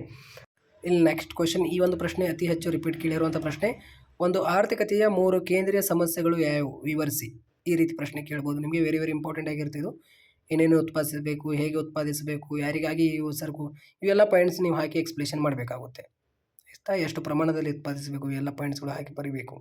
ಉತ್ಪಾದನಾ ಸಾಧ್ಯತಾ ಗಡಿಯನ್ನು ಸಂಕ್ಷಿಪ್ತವಾಗಿ ವಿವರಿಸಿ ಅಂತ ನಿಮಗೆ ಡಿಫಿಕಲ್ಟ್ ಕ್ವಶನ್ ಆಗಿರುತ್ತೆ ಈ ಒಂದು ಪ್ರಶ್ನೆ. ಅತಿ ಹೆಚ್ಚು ರಿಪೀಟ್ ಆಗಿರುವಂಥ ಪ್ರಶ್ನೆ ಇದು. ಇದಕ್ಕೆ ಆನ್ಸರ್ ಇಲ್ಲಿ ಕೊಟ್ಟಿದ್ದೀನಿ. ಉತ್ಪಾದನಾ ಸಾಧ್ಯತೆಗಳು ಗೋಧಿ, ಹತ್ತಿ ಅಂತ 3 ಕಾಲಮ್ ಆಗಬೇಕು. ಈ ರೀತಿ ನಕಾಶೆ ಬರುತ್ತೆ. ರೇಖಾಚಿತ್ರ ಹಾಕಿ ನೀವು ಬರಿಬೇಕಾಗುತ್ತೆ ಆಯಿತಾ. ಸೊ ಇಲ್ಲಿ ನೀವು ಹತ್ತಿಯಲ್ಲಿ ಅಂದರೆ ಸಂಖ್ಯೆಗಳಲ್ಲಿ 10ರ ಒಳಗಡೆ ತೆಗೆದುಕೊಳ್ಳಿ ಆಯಿತಾ. ಗೋಧಿ ಏನಿದಿಲ್ಲ 4, 5 ಇಷ್ಟೇ ತೆಗೆದುಕೊಳ್ಳಿ. ಯಾಕಂದರೆ ನೀವು ಎಷ್ಟು ಇಲ್ಲಿ ಗೋಧಿ 1, 2, 3, 4, 5, 6, 7, 6 ಅಥವಾ 5 ತೆಗೆದುಕೊಂಡ್ರೆ ಅದು ನಕಾಶೆ ಸ್ವಲ್ಪ ದೊಡ್ಡದಾಗುತ್ತೆ. ಸೊ ಈ ರೀತಿಯಲ್ಲಿ. ಸೊ ಈ ಒಂದು ಪ್ರಶ್ನೆಗೆ ಆನ್ಸರ್ ಅಲ್ಲಿ ನೀವು ನೋಡ್ಕೊಳ್ಳಿ ಹೇಗೆ ಆನ್ಸರ್ ಮಾಡಬೇಕು. ಈ ಒಂದು ಪ್ರಶ್ನೆ ನೋಡಿ. ಇವಾಗ ಅನುಭೋಗಿ ವರ್ತನೆ ಸಿದ್ಧಾಂತ. ಒಟ್ಟು ತುಷ್ಟಿಗುಣ ಮತ್ತು ಸೀಮಾಂತ ತುಷ್ಟಿಗುಣ ನಡುವಿನ ವ್ಯತ್ಯಾಸ ವೆರಿ ಇಂಪಾರ್ಟೆಂಟ್. ಅತಿ ಹೆಚ್ಚು ರಿಪೀಟ್ ಆಗಿರುವಂಥ ಪ್ರಶ್ನೆ. ಔದಾಸೀನ ನಕ್ಷೆಯನ್ನು ರೇಖಾಚಿತ್ರದೊಂದಿಗೆ ವಿವರಿಸಿ. ವೆರಿ ಇಂಪಾರ್ಟೆಂಟ್ ಪ್ರಶ್ನೆ ಸ್ನೇಹಿತರೆ ಆಯಿತಾ. ಅನುಭೋಗಿ ವರ್ತನೆ ಸಿದ್ಧಾಂತದಲ್ಲಿ 4 ಅಂಕದ ಪ್ರಶ್ನೆಯಲ್ಲಿ ಅತಿ ಹೆಚ್ಚು ರಿಪೀಟ್ ಕೇಳಿರುವಂಥ ಪ್ರಶ್ನೆ. ಒಟ್ಟು ತುಷ್ಟಿಗುಣ ಮತ್ತು ಸೀಮಾಂತ ತುಷ್ಟಿಗುಣ ನಡುವಿನ ವ್ಯತ್ಯಾಸ, ಔದಾಸೀನ ನಕ್ಷೆ ನಿಮಗೆ ವೆರಿ ಇಂಪಾರ್ಟೆಂಟ್ ಆಗಿರುತ್ತೆ ಆಯಿತಾ. ಅದೇ ರೀತಿ ಇಲ್ಲೊಂದು ನಿಮಗೆ ಡಿಫಿಕಲ್ಟ್ ಕ್ವಶನ್ ಹೊಸದಾಗಿ ಇಲ್ಲಿ ಕ್ವಶನ್ಸ್ ಕೇಳಿದ್ದಾರೆ ನೋಡಿ. ಒಬ್ಬ ಅನುಭೋಗಿಯು ಒಂದು ಸೇಬಿನ ಬೆಲೆ 5 ರೂಪಾಯಿಗಳಿದ್ದಾಗ 15 ಸೇಬುಗಳನ್ನು ಖರೀದಿಸುತ್ತಾಳೆ ಮತ್ತು ಪ್ರತಿ ಸೇಬಿನ ಬೆಲೆ 7 ರೂಪಾಯಿಗಳಿದ್ದಾಗ ಏರಿಕೆಯಾದಾಗ ಅವಳು ಸೇಬಿನ ಬೇಡಿಕೆಯನ್ನು 11ಕ್ಕೆ ಕಡಿಮೆ ಮಾಡುತ್ತಾಳೆ. ಬೆಲೆ ಬೇಡಿಕೆ ಸ್ಥಿತಿಸ್ಥಾಪಕತ್ವವನ್ನು ಕಂಡುಹಿಡಿಯಿರಿ ಅಂತ ಇಲ್ಲಿ ಡಿಫಿಕಲ್ಟ್ ಕ್ವಶನ್ ಕೇಳಿದ್ದಾರೆ. ಇಲ್ಲಿ ನೋಡಿ ಆನ್ಸರ್ ಕೊಟ್ಟಿದ್ದೇನೆ. ಆರಂಭಿಕ ಬೆಲೆ ಎಷ್ಟಿದೆ ಇಲ್ಲೆಲ್ಲ ಕೊಟ್ಟಿದ್ದೇನೆ. ಸೊ ನೀವು ನೋಡ್ಕೋಬೋದು. ಭಾಳ ಈಸಿ ಇದೆ. ಸಿಂಪಲ್ ಆಗಿ ಇದೇ ರೀತಿ ಫಾರ್ಮುಲಾ ಹಾಕಿ ನೀವು ಬರಿಬೇಕಾಗುತ್ತೆ. ಇದು ಫಾರ್ಮುಲಾ ಆಗಿರುತ್ತೆ ನೋಡಿ. ಈ ಫಾರ್ಮುಲಾ ಹಾಕಿ ನೀವು ಬಿಡಿಸಬೇಕಾಗುತ್ತೆ. ವೆರಿ ಸಿಂಪಲ್ ಇದೆ. ಭಾಳ ಅಷ್ಟೊಂದು ಡಿಫಿಕಲ್ಟ್ ಏನಿಲ್ಲ. ಈ ಒಂದು ಪ್ರಶ್ನೆ ನೋಡಿ. ಇನ್ನೊಂದು ಹೊಸದಾಗಿ ಪ್ರಶ್ನೆ. ಒಬ್ಬ ಅನುಭೋಗಿಯು ಒಂದು ಸೇಬಿನ ಬೆಲೆ 5 ರೂಪಾಯಿಗಳಿದ್ದಾಗ 15 ಸೇಬುಗಳನ್ನು ಖರೀದಿಸುತ್ತಾಳೆ ಅಂತ ಪ್ರಶ್ನೆ ಇದೆ. ಸೊ ನೋಡ್ಕೊಳ್ಳಿ. ವೆರಿ ಇಂಪಾರ್ಟೆಂಟ್ ಪ್ರಶ್ನೆ. ಒಂದು ಮಾರುಕಟ್ಟೆಯಲ್ಲಿ 2 ಅನುಭೋಗಿಗಳು ಇದ್ದಾರೆ ಎಂದು ಪರಿಗಣಿಸಿ ಬೆಲೆಯು ವಿವಿಧ ಮಟ್ಟದಲ್ಲಿ ಒಂದೇ ಸರಕಿಗೆ ಅದರ ಬೇಡಿಕೆಯನ್ನು ಈ ಕೆಳಗಿನಂತೆ ನೀಡಲಾಗಿದೆ. ಸರಕಿನ ಮಾರುಕಟ್ಟೆ ಬೇಡಿಕೆಯನ್ನು ಲೆಕ್ಕ ಮಾಡಿ. ಹಿಂದಿನ ವಾರ್ಷಿಕ ಪರೀಕ್ಷೆಯಲ್ಲಿ ರಿಪೀಟ್ ಆಗಿರುವಂತಹ ಈ ಒಂದು ಪ್ರಶ್ನೆ ಆಗಿರುತ್ತೆ ಆಯಿತಾ. ಇಲ್ಲಿ PD1 D2 ಅಂತ ಕೊಟ್ಟಿದ್ದಾರೆ. D1 ಅಂದರೆ ಡಿಮ್ಯಾಂಡ್ 1, ಡಿಮ್ಯಾಂಡ್ 2 ಅಂತ ಕೊಟ್ಟಿದ್ದಾರೆ. ಮಾರುಕಟ್ಟೆ ಬೇಡಿಕೆ ಇಲ್ಲಿ ನೋಡಿ, ಮಾರುಕಟ್ಟೆ ಬೇಡಿಕೆ ಕಾಲಮ್ ನಾವು ಹೇಗೆ ಕಂಡುಹಿಡಬೇಕಂದ್ರೆ D1 ಪ್ಲಸ್ D2 ಮಾಡಬೇಕು. 9 ಪ್ಲಸ್ 24 ಎಷ್ಟು 33, 8 ಪ್ಲಸ್ 20 28, 7 ಪ್ಲಸ್ 18 25 ಈ ರೀತಿಯಲ್ಲಿ, 6 ಪ್ಲಸ್ 16 22, 5 ಪ್ಲಸ್ 14 19 ಈ ರೀತಿ ಪ್ಲಸ್ ಮಾಡಬೇಕು. ಪ್ಲಸ್ ಮಾಡಿದ ತಕ್ಷಣ ಇದು ಬರುತ್ತೆ ಮಾರುಕಟ್ಟೆ ಬೇಡಿಕೆ. ಇವಾಗ 6 ಅಂಕದ ಪ್ರಶ್ನೆ, 6 ಅಂಕದ ಒಂದು ಪ್ರಶ್ನೆ. ಅನುಭೋಗಿ ವರ್ತನೆ ಸಿದ್ಧಾಂತದಲ್ಲಿ ಈ ಒಂದು ನಿಮಗೆ 6 ಅಂಕದ ಪ್ರಶ್ನೆ ಅತಿ ಹೆಚ್ಚು ರಿಪೀಟ್ ಕೇಳಿರುವಂಥ ಪ್ರಶ್ನೆ. ಇಳಿಮುಖ ಸೀಮಾಂತ ತ್ರಿಕೋನ ನಿಯಮವನ್ನು ಕೋಷ್ಟಕ ಮತ್ತು ರೇಖಾಚಿತ್ರ ಸಹಾಯದಿಂದ ವಿವರಿಸಿ. Very very important question. Average ಲೆವೆಲ್ನಲ್ಲಿ ಈ ಒಂದು ಪ್ರಶ್ನೆ ಆಗಿರುತ್ತೆ. ಅತಿ ಹೆಚ್ಚು ವಾರ್ಷಿಕ ಪರೀಕ್ಷೆಯಲ್ಲಿ ರಿಪೀಟ್ ಆಗಿರುವಂಥ ಪ್ರಶ್ನೆ ಇದು, ನೋಡ್ಕೊಳ್ಳಿ ಆಯಿತಾ. ಇಲ್ಲಿ ಆನ್ಸರ್ ಕೊಟ್ಟಿದ್ದಾನೆ, ಕೋಷ್ಟಕ ಬರುತ್ತೆ, ಕೋಷ್ಟಕ ಹಾಕಿ ಈ ರೀತಿ ನಕಾಶೆ ಬರುತ್ತೆ, ನಕಾಶೆ ಹಾಕಿ ಬಿಡಿಸಬೇಕಾಗುತ್ತೆ. ಔದಾಸೀನ್ಯ ರೇಖೆಯ ಲಕ್ಷಣಗಳನ್ನು ರೇಖಾಚಿತ್ರದೊಂದಿಗೆ ವಿವರಿಸಿ. 6 ಅಂಕದ ಪ್ರಶ್ನೆ ಇದು, ಆಪ್ಷನಲ್ಲಲ್ಲಿ ಇಟ್ಕೊಳ್ಳಿ, ನೋಡ್ಕೊಳ್ಳಿ. ಇದು ಒಂದು ಪ್ರಶ್ನೆ ಇಂಪಾರ್ಟೆಂಟ್ ಆಗಿರುತ್ತೆ. ನೀವು ನಕಾಶೆ ಏನು ತೆಗಿತೀರಲ್ಲ, ಆ ನಕಾಶೆ ತೆಗೆದ ತಕ್ಷಣ ಎಕ್ಸ್ಪ್ರೆಷನ್ ಮಾಡಬೇಕು. ಭಾಳ ಈಜಿ ಇದೆ, ನೀವು ನೋಡ್ಕೊಂಡ್ರೆ ನಿಮಗೆ ಗೊತ್ತಾಗ್ಬಿಡುತ್ತೆ. ಈ ಒಂದು ಪ್ರಶ್ನೆ ಕೂಡ ಅತಿ ಹೆಚ್ಚು ರಿಪೀಟ್ ಕೇಳಿರುವಂಥ ಪ್ರಶ್ನೆ. ಅನುಭೋಗಿಯ ಆದರ್ಶ ಆಯ್ಕೆಯನ್ನು ರೇಖಾಚಿತ್ರದ ಸಹಾಯದಿಂದ ವಿವರಿಸಿ ಆಯಿತಾ. ಈ ಪ್ರಶ್ನೆ ನೋಡ್ಕೊಳ್ಳಿ. ಇಲ್ಲಿ POQ ಕ್ವಶನ್ ಸ್ನೇಹಿತರೆ. ಇವಾಗ ಇಲ್ಲಿ ಕಾರ್ಯಭಾರ ನಿಯೋಜಿತ ಪ್ರಶ್ನೆ POQ ಕ್ವಶನಲ್ಲಿ ನಿಮಗೆ ಫಿಕ್ಸ್ ಕ್ವಶನ್ ಆಗಿರುತ್ತೆ. ವೆರಿ ವೆರಿ ಇಂಪಾರ್ಟೆಂಟ್ ಇದು ಆಯಿತಾ. ಇಲ್ಲಿ ಸಿಂಪಲ್ ಆಗಿ ಪ್ರಶ್ನೆ ಅರ್ಥ ಮಾಡ್ಕೊಳ್ಳಿ. ಒಬ್ಬ ಅನುಭೋಗಿಯು 2 ಸರಕುಗಳನ್ನು ಅನುಭವಿಸಲು ಬಯಸಿದ್ದು ಆಯಿತಾ. X1 ಸರಕಿನ ಬೆಲೆ ಎಷ್ಟಿದೆ? 10 ರೂಪಾಯಿ ಇದೆ. ಅದೇ ರೀತಿ X2 ಸರಕಿನ ಬೆಲೆ ಎಷ್ಟಿದೆ? 20 ರೂಪಾಯಿ ಇದೆ. ಅನುಭೋಗಿ ಆದಾಯ ಎಷ್ಟಿದೆ ಅಂತ ನೋಡ್ಕೋಬೇಕು, 100 ಇದೆ. ಹಾಗಿದ್ದರೆ ಈ ಕೆಳಗಿನವುಗಳಿಗೆ ಉತ್ತರಿಸಿ. ಆಪ್ಷನ್ ಎ ಏನು ಕೇಳಿದರೆ, ಅನುಭೋಗಿ ತನ್ನ ಸಂಪೂರ್ಣ ಆದಾಯವನ್ನು ಖರ್ಚು ಮಾಡಿ ಎಷ್ಟು ಪ್ರಮಾಣದ X1 ಸರಕನ್ನು ಅನುಭವಿಸಬಹುದು ಅಂತ ಕೇಳಿದ್ದಾರೆ. ಸೊ ಇಲ್ಲಿ X1 ಸರಕಿನ ಬೆಲೆ ಎಷ್ಟಿದೆ ಸ್ನೇಹಿತರೆ? ಇಲ್ಲಿ X1 ಸರಕಿನ ಬೆಲೆ ಎಷ್ಟು? 100 ಇದೆ ಆಯಿತಾ. ಅನುಭೋಗಿ ಆದಾಯ ಎಷ್ಟಿದೆ ಅಂತ ನೋಡ್ಕೋಬೇಕು, 100 ಇದೆ ಆಯಿತಾ. ಇಲ್ಲಿ ನೋಡಿ, 100 ಡಿವೈಡ್ ಬೈ 10 ಮಾಡಿ, ಆನ್ಸರ್ ಏನು ಬರುತ್ತೆ ಸ್ನೇಹಿತರೆ? 10 ಆನ್ಸರ್ ಬರುತ್ತೆ. ಅಂದರೆ ಇಲ್ಲಿ ಅನುಭೋಗಿ ತನ್ನ ಸಂಪೂರ್ಣ ಆದಾಯವನ್ನು ಖರ್ಚು ಮಾಡಿ ಎಷ್ಟು ಪ್ರಮಾಣದ X1 ಸರಕನ್ನು ಅನುಭವಿಸಬಹುದು? 10 ಆನ್ಸರ್ ಆಯಿತಾ. ಇಲ್ಲಿ ಆನ್ಸರ್ 10 ಅಂತ ಅಷ್ಟೇ ಬರೀಬೇಕು, 10. ಇಲ್ಲಿ ಆಪ್ಷನ್ ಎ ಆಯಿತು. ಆಪ್ಷನ್ ಬಿ, ಅನುಭೋಗಿ ತನ್ನ ಸಂಪೂರ್ಣ ಆದಾಯವನ್ನು ಖರ್ಚು ಮಾಡಿ ಎಷ್ಟು ಪ್ರಮಾಣದ X2 ಸರಕನ್ನು ಅನುಭವಿಸಬಹುದು ಅಂತ ಕೇಳಿದ್ದಾರೆ. ಇವಾಗ X1 ಆಯಿತು, ಇವಾಗ X2 ಎಷ್ಟಿದೆ? 20 ಇದೆ ಆಯಿತಾ. 100 ಡಿವೈಡ್ ಬೈ 20 ಮಾಡಿ, ಎಷ್ಟು ಬರುತ್ತೆ ಆನ್ಸರ್ ಆಯಿತಾ? 5 ಬರುತ್ತೆ ಆಯಿತಾ. ಸೊ ಇಲ್ಲಿ 5 ಅನುಭವಿಸುತ್ತಾನೆ X2 ಸರಕು. ಸೊ ಈ ರೀತಿಯಲ್ಲಿ ಆಯಿತಾ. ಸೊ ಇವಾಗ ಇಲ್ಲಿ ಆಪ್ಷನ್ 3 ಏನು ಕೇಳಿದ್ದಾರೆ? ಬಜೆಟ್ ರೇಖೆ ಇಳಿಜಾರು ಮೇಲ್ಮುಖವಾಗಿರ್ತದೆ ಅಥವಾ ಕೆಳಮುಖವಾಗಿರ್ತದೆ ಅಂತ ಕೇಳಿದ್ದಾರೆ. ಇಳಿಜಾರು ಕೆಳಮುಖವಾಗಿರ್ತದೆ ಆಯಿತಾ. ಅಂದರೆ 10ರಿಂದ 5 ಬಂದಿದೆಯಲ್ಲ, ಸೊ ಇದು ಕೆಳಮುಖವಾಗಿರುತ್ತದೆ ಆಯಿತಾ. ಅದೇ ರೀತಿ ಬಜೆಟ್ ರೇಖೆಯ ಮೇಲಿನ ಎಲ್ಲ ಸಂಯೋಜನೆಗಳು ಅನುಭೋಗಿ ಅದಕ್ಕೆ ಸಮನಾಗಿರುತ್ತವೆ ಅಥವಾ ಇಲ್ಲವೇ ಅಂತ ಕೇಳಿದ್ದಾರೆ. ಹೌದು, ಸಮನಾಗಿರುತ್ತದೆ ಅಂತ ಇಲ್ಲಿ ಇಷ್ಟೇ ಬರಿಬೇಕು. ಇಲ್ಲಿ ನೋಡಿ, ಅನುಭೋಗಿಯು X1 ಸರಕಿನ ಹೆಚ್ಚುವರಿ ಘಟಕವನ್ನು ಪಡೆಯಲು ಬಯಸಿದರೆ X2 ಸರಕಿನ ಸರಕನ್ನು ಬಿಟ್ಟುಕೊಡಬೇಕಾಗುತ್ತದೆ. ಇದು ಸರಿಯೇ ಅಂತ ಕೇಳಿದರೆ ಹೌದು, ಸರಿ ಅಂತಲೇ ಬರಿಬೇಕು. ಇಷ್ಟೇ ನೋಡಿ, ಇಷ್ಟೇ ಮಾಡೋದರಿಂದ ನಿಮಗೆ ಎಷ್ಟು? 5 ಮಾರ್ಕ್ಸ್ ಬರುತ್ತೆ ಆಯಿತಾ. ಸೊ ನೆಕ್ಸ್ಟ್ ಕ್ವಶನ್ ನೋಡೋಣ ಇವಾಗ ಸ್ನೇಹಿತರೆ. ಇವಾಗ 3ನೇ ಹಂತದಲ್ಲಿ ನಿಮಗೆ 6 ಅಂಕದ ಒಂದು ಪ್ರಶ್ನೆ ಇರುತ್ತೆ. ವೆರಿ ವೆರಿ ಇಂಪಾರ್ಟೆಂಟ್ ಆಯಿತಾ. ನಿಮಗೆ ಇಲ್ಲಿ ಒಂದು ಪ್ರಾಬ್ಲಮ್ ಕೇಳ್ಬೋದು. ಈ ಒಂದು ಪ್ರಾಬ್ಲಮ್ ನಿಮಗೆ ಕೇಳಿದರೆ ಆನ್ಸರ್ ಹೇಗೆ ಮಾಡಬೇಕಂತ ಇಲ್ಲಿ ನಿಮಗೆ ನಾನು ತಿಳಿಸ್ಕೊಡ್ತೇನೆ. ಉತ್ಪಾದನೆ ಮತ್ತು ವೆಚ್ಚಗಳು ಆಯಿತಾ. ನಿಮಗೆ ಈ ಒಂದು ಅಧ್ಯಾಯದಲ್ಲಿ ಒಂದು 6 ಮಾರ್ಕ್ಸ್ ಕ್ವಶನ್ ಇರುತ್ತೆ. ಒಂದು ಉದ್ಯಮ ಘಟಕದ SMC ವಿವರ ಪಟ್ಟಿಯನ್ನು ಈ ಕೆಳಗಿನ ಕೋಷ್ಟಕದಲ್ಲಿ ನೀಡಲಾಗಿದೆ. ಒಂದು ಉದ್ಯಮ ಘಟಕದ ಸ್ಥಿರ ವೆಚ್ಚ 100 ಇದ್ದಾಗ 500 ಇದ್ದಾಗ ಅಂತ ಅವರು ವಾಟ್ ಎವರ್ ಕೊಡಲಿ ಆಯಿತಾ, ನಾವು ಆನ್ಸರ್ ಮಾಡ್ಬೋದು. ಉದ್ಯಮ ಘಟಕದ TVC, TC, AVC ಮತ್ತು SACಗಳ ವಿವರ ಪಟ್ಟಿಯನ್ನು ಕಂಡುಹಿಡಿಯಿರಿ ಅಂದಿದ್ದಾರೆ. ಇಲ್ಲಿ Q ಕೊಟ್ಟಿದ್ದಾರೆ, ಕ್ವಾಂಟಿಟಿ 0ರಿಂದ 6. ಇಲ್ಲಿ SMC ಕೊಟ್ಟಿದ್ದಾರೆ, ಇಲ್ಲಿ 0 ಕೆಳಗಡೆ -, 1 ಕೆಳಗಡೆ 500, 2 ಕೆಳಗಡೆ 300, 200, 300, 500, 800 ಅಂತ ಕೊಟ್ಟಿದ್ದಾರೆ. ಸೊ ಈ ಒಂದು ಪ್ರಶ್ನೆಗೆ ಹೇಗೆ ಆನ್ಸರ್ ಮಾಡಬೇಕಂದ್ರೆ, ಇಲ್ಲಿ ಉತ್ಪನ್ನ ಅಂತ Q ಅಂತ ಹಾಕಿ 0ರಿಂದ 6 ಏನು ಕೊಟ್ಟಿದ್ದಾರೆ, 0ರಿಂದ 6 ಇಲ್ಲಿ ಬರ್ಕೋಬೇಕು, ಸೇಮ್ ಆ್ಯಸ್ ಇಟ್ ಆಯಿತಾ. ಅದೇ ರೀತಿ SMC ಇಲ್ಲಿ ಕೊಟ್ಟಿದ್ದಾರೆ. ಸೊ ಇಲ್ಲಿ 0 ಕೆಳಗಡೆ ಮೈನಸ್ ಇದೆ, ಇಲ್ಲಿ ನೋಡಿ 0 ಕೆಳಗಡೆ -, 1 ಕೆಳಗಡೆ 500, 500, 300, 200, 300, 500, 800 ಈ ರೀತಿ ಬರೀಬೇಕು. ಈ 2 ಕಾಲಮ್ ಇಲ್ಲೇ ಕಂಪ್ಲೀಟ್ ಆಯಿತು. ಇನ್ನೊಂದು ಕಾಲಮ್ ಇಲ್ಲೇ ಕೊಟ್ಟಿದ್ದಾರೆ ನೋಡಿ, ಪ್ರಶ್ನೆ ಪತ್ರಿಕೆಯಲ್ಲೇ ಕೊಟ್ಟಿದ್ದಾರೆ. ಒಂದು ಉದ್ಯಮ ಘಟಕದ ಸ್ಥಿರ ವೆಚ್ಚ, ಇದು ನೆನಪಿನಲ್ಲಿ ಇಟ್ಕೊಂಡ್ಬಿಡಿ ಆಯಿತಾ. ಇಲ್ಲಿ ಟೋಟಲ್ ಫಿಕ್ಸ್ಡ್ ಕಾಸ್ಟ್ ಇದು ಆಯಿತಾ. ಒಂದು ಉದ್ಯಮ ಘಟಕದ ಸ್ಥಿರ ವೆಚ್ಚ 100 ಇದ್ದಾಗ ಅಂತ ಅವರೇ ಕೊಟ್ಟುಬಿಟ್ಟಿದ್ದಾರೆ. ಅಪ್ ಟು ಇಲ್ಲಿ ನೀವು 0ರಿಂದ 6 ಏನಿದೆಯಲ್ಲ 100 ಬರಿಬೇಕಾಗುತ್ತೆ. ಟಿ ಎಫ್ ಸಿನಲ್ಲಿ ನೀವು ಅಪ್ ಟು 0ರಿಂದ 6ನಲ್ಲಿ 100 100 100 100 100 100 100 ಅಂತ ಬರೀಬೇಕು. ಈ 3 ಕಾಲಮ್ ನಿಮಗೆ ಪ್ರಶ್ನೆ ಪತ್ರಿಕೆಯಲ್ಲೇ ಕೊಟ್ಟಿರ್ತಾರೆ ಆಯಿತಾ. ಇಲ್ಲಿ ನೋಡಿ ಹೆಂಗಂದರೆ ಇಲ್ಲಿ ಕ್ಯೂ ಕೊಟ್ಟಿದ್ದಾರೆ, ಇಲ್ಲಿ ಕ್ಯೂ ಬರ್ಕೊಂಡಿದ್ವಿ, ಎಸ್ ಎಮ್ ಸಿ ಕೊಟ್ಟಿದ್ದಾರೆ, ಇಲ್ಲಿ ಎಸ್ ಎಮ್ ಸಿ ಬರ್ಕೊಂಡಿದ್ವಿ. ಇಲ್ಲಿ ಟಿ ಎಫ್ ಸಿ ಎಲ್ಲಿದೆ, ಇಲ್ಲಿ ನಿಮಗೆ ಲೈನಲ್ಲಿ ಇರುತ್ತೆ ನೋಡಿ. ಅದು ಟಿ ಎಫ್ ಸಿ ಕಾಲಮ್ ನೀವು ನೆನಪಿನಲ್ಲಿ ಇಟ್ಕೊಂಡ್ಬಿಡಿ. ಟಿ ಎಫ್ ಸಿ ಅಂದರೆ ಟೋಟಲ್ ಫಿಕ್ಸ್ಡ್ ಕಾಸ್ಟ್. ಇಲ್ಲಿ ಎಷ್ಟು ಕೊಟ್ಟಿದ್ದಾರೆ ಅವರು, 500 ಇದ್ದಾಗ ಅಂತ ಕೊಡ್ಬೋದು, 100 ಇದ್ದಾಗ ಅಂತ ಕೊಡ್ಬೋದು. ಇಲ್ಲಿ 100 ಕೊಟ್ಟಿದ್ದಾರೆ, ಸೊ ಅದಕ್ಕೆ ಇಲ್ಲಿ ನೋಡಿ 100 ಇದ್ದಾಗ ಅಂತ ಕೊಟ್ಟಿದ್ದಾರೆ, ಸೊ 100 ಇಲ್ಲಿ ನಾವು ಬರೆದುಕೊಂಡಿದ್ದೀವಿ ಆಯಿತಾ. ಸೊ ಇವಾಗ ಟಿ ವಿ ಸಿ ಕಂಡುಹಿಡಿಯಲು ಇವಾಗ ಏನು ಕಂಡುಹಿಡಿ ಅಂದಿದ್ದಾರೆ ನಮಗೆ, ಇಲ್ಲಿ ನೋಡಿ T V C, T C, A B C, S A C ಇವಾಗ ನಾವು ಕಂಡುಹಿಡಿಬೇಕು. ಇನ್ನು 4 ಕಾಲಮ್ ಆಯಿತಾ. ಇವಾಗ ಮೊದಲನೇದಾಗಿ ಟಿ ವಿ ಸಿ, ಇಲ್ಲಿ ಟಿ ವಿ ಸಿ ಕಾಲಮ್ ಆಗಬೇಕು. ಟಿ ವಿ ಸಿ ಕಂಡುಹಿಡಿಬೇಕಂದ್ರೆ ಸೊ ಎಲ್ಲ ವಿದ್ಯಾರ್ಥಿಗಳು ಗಮನಿಟ್ಟು ಕೇಳಿ, ಈ ಒಂದು ಸೂತ್ರ ಬರ್ಕೊಂಡ್ಬಿಡ್ರಿ ಆಯಿತಾ. ಟಿ ವಿ ಸಿ ಕಂಡುಹಿಡಿಯಲು T V C is equal to sigma ಆಯಿತಾ. ಇದಕ್ಕೆ ಸಿಗ್ಮಾ ಅಂತೀವಿ, sigma S M C. So ಗೊತ್ತಾಯ್ತಾ, ಸೂತ್ರ ಬಳಸಬೇಕು. ಸಿಗ್ಮಾ ಅಂದರೆ ಇಲ್ಲಿ ನೋಡಿ, ಇವಾಗ ಎಲ್ಲ ವಿದ್ಯಾರ್ಥಿಗಳು ಹೇಳ್ಕೊಡ್ತೀನಿ. ಸೊ ಇವಾಗ ಈ ಒಂದು ಕಾಲಮ್ ಕಂಡುಹಿಡಿಬೇಕಂದ್ರೆ ಸೊ ಇದು ಪ್ಲಸ್ ಮಾಡಬೇಕು ನೀವು ಆಯಿತಾ. ಇಲ್ಲಿ 0 ಇದೆ, ಸೊ ಇಲ್ಲಿ ಮೈನಸ್ ಇದೆ, ಇಲ್ಲಿ ಯಾವುದೇ ಸಂಖ್ಯೆ ಇಲ್ಲ, ಸೊ ಇಲ್ಲಿ ಏನು ಬರುತ್ತೆ, ಇಲ್ಲಿ 0ನೇ ಬರುತ್ತೆ ಆಯಿತಾ. ಇಲ್ಲಿ ಮೇಲೆಗಡೆ ಯಾವುದೇ ಸಂಖ್ಯೆ ಇಲ್ಲ, ಇಲ್ಲಿ ಮೈನಸ್ ಇದಿಲ್ಲ, ಇಲ್ಲಿ 0ನೇ ಬರುತ್ತೆ ಆಯಿತಾ. ಇಲ್ಲಿ 500 ಇದೆ, ಇಲ್ಲಿ ಮೇಲ್ಗಡೆ ಯಾವುದೇ ಸಂಖ್ಯೆ ಇಲ್ಲ, ಇಲ್ಲಿ 500 ಬರುತ್ತೆ ಆಯಿತಾ. 500 ಪ್ಲಸ್ 300 ಆಯಿತಾ. 500 ಪ್ಲಸ್ 300 ಎಷ್ಟು, 800. 800 ಪ್ಲಸ್ 200 ಎಷ್ಟು, 1000. 1000 ಪ್ಲಸ್ 300 ಎಷ್ಟು, 1300 ಆಯಿತಾ.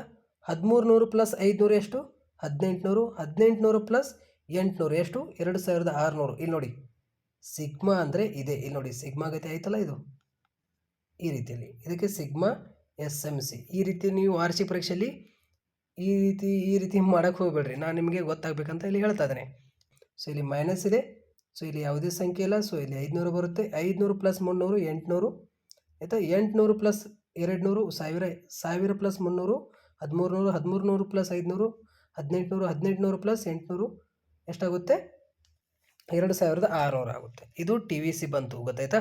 ಇವಾಗ ಟಿ ವಿ ಸಿ ಬಂತಲ್ಲ, ಇವಾಗ ಟಿ ಸಿ ಕಾಲಮ್ ಕಂಡುಹಿಡಿಬೇಕಂದ್ರೆ T F C plus T V C ಆಯಿತಾ. ಟಿ ವಿ ಸಿ ಆಯಿತು. ಇವಾಗ ಟಿ ಸಿ ಈ ಕಾಲಮ್ ಕಂಡುಹಿಡಿಬೇಕಂದ್ರೆ ಟಿ ಎಫ್ ಸಿ ಎಲ್ಲಿದೆ, ಇಲ್ಲಿದೆ. ಟಿ ವಿ ಸಿ ಎಲ್ಲಿದೆ, ಇಲ್ಲಿದೆ ಆಯಿತಾ. 100 ಪ್ಲಸ್ 0 ಏನಾಗುತ್ತೆ, ಇದು 100 ಆಗುತ್ತೆ ಆಯಿತಾ. 100 ಪ್ಲಸ್ 500 600. 100 ಪ್ಲಸ್ 800 900.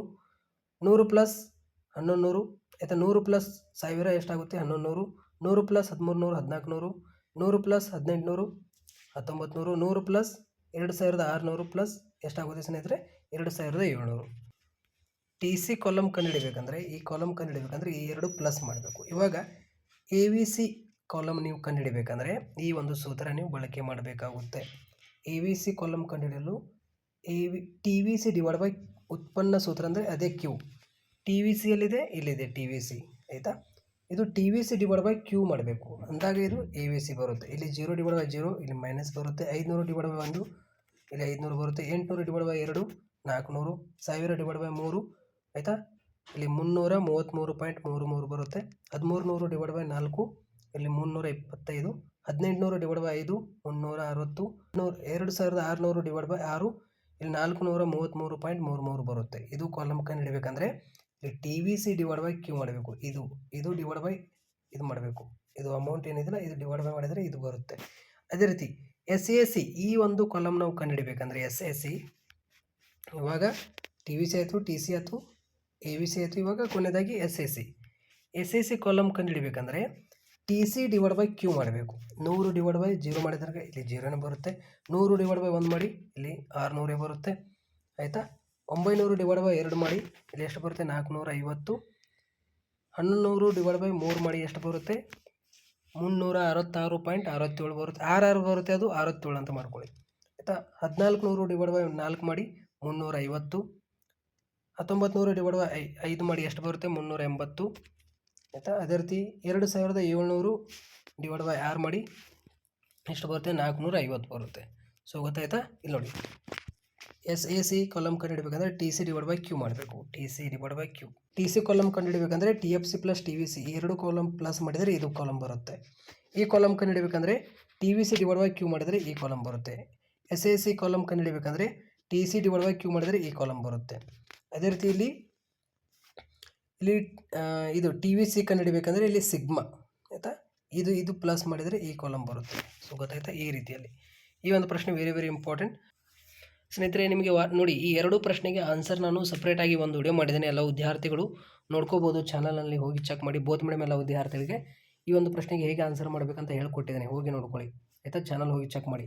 ಶ್ರಮದ ಒಟ್ಟು ಉತ್ಪನ್ನ ಟಿ ಪಿ ಮತ್ತು ಸೀಮಾಂತ ಉತ್ಪನ್ನ ಎಂ ಪಿ ಲೆಕ್ಕಾಚಾರ ಮಾಡಿ ಅಂತ ಇಲ್ಲಿ ನಿಮಗೆ ಪ್ರಶ್ನೆ ಕೇಳಿದ್ದಾರೆ ಆಯಿತಾ. ಇಲ್ಲಿ ನೋಡಿ, ಈ ಕೆಳಗಿನ ಕೋಷ್ಟಕವು ಶ್ರಮದ ಸರಾಸರಿ ಎ ಪಿ ಎಲ್ ಪಟ್ಟಿಯನ್ನು ನೀಡುತ್ತದೆ. ಶ್ರಮದ ಒಟ್ಟು ಉತ್ಪನ್ನ ಟಿ ಪಿ ಎಲ್ ಮತ್ತು ಸೀಮಾಂತ ಉತ್ಪನ್ನ ಎಂ ಪಿ ಎಲ್ಗಳನ್ನು ಕಂಡುಹಿಡಿಯಿರಿ. Difficult question. ಇಲ್ಲಿ ನಿಮಗೆ ಎಲ್ ಕೊಟ್ಟಿದ್ದಾರೆ 0 ರಿಂದ 6, ಎ ಪಿ ಎಲ್ ಕೊಟ್ಟಿದ್ದಾರೆ ಇಲ್ಲಿ 2, 3, 4, 5, 4, 3 ಅಂತ ಇಲ್ಲಿ ಕೊಟ್ಟಿದ್ದಾರೆ. ಸೊ ಈ ಒಂದು ಪ್ರಶ್ನೆಗೆ ಆನ್ಸರ್ ಹೇಗೆ ಮಾಡಬೇಕು ಇಲ್ಲಿ ನಾನು ನಿಮಗೆ ಕೊಟ್ಟಿದ್ದೇನೆ, ಡೀಪಾಗಿ ಇಲ್ಲಿ ಎಕ್ಸ್ಪ್ಲೇಷನ್ ಮಾಡಿ ಕೊಟ್ಟಿದ್ದೇನೆ. ಸೊ ನೋಡ್ಕೊಳ್ಳಿ, ಈ ರೀತಿ ಆನ್ಸರ್ ಮಾಡಬೇಕಾಗುತ್ತೆ.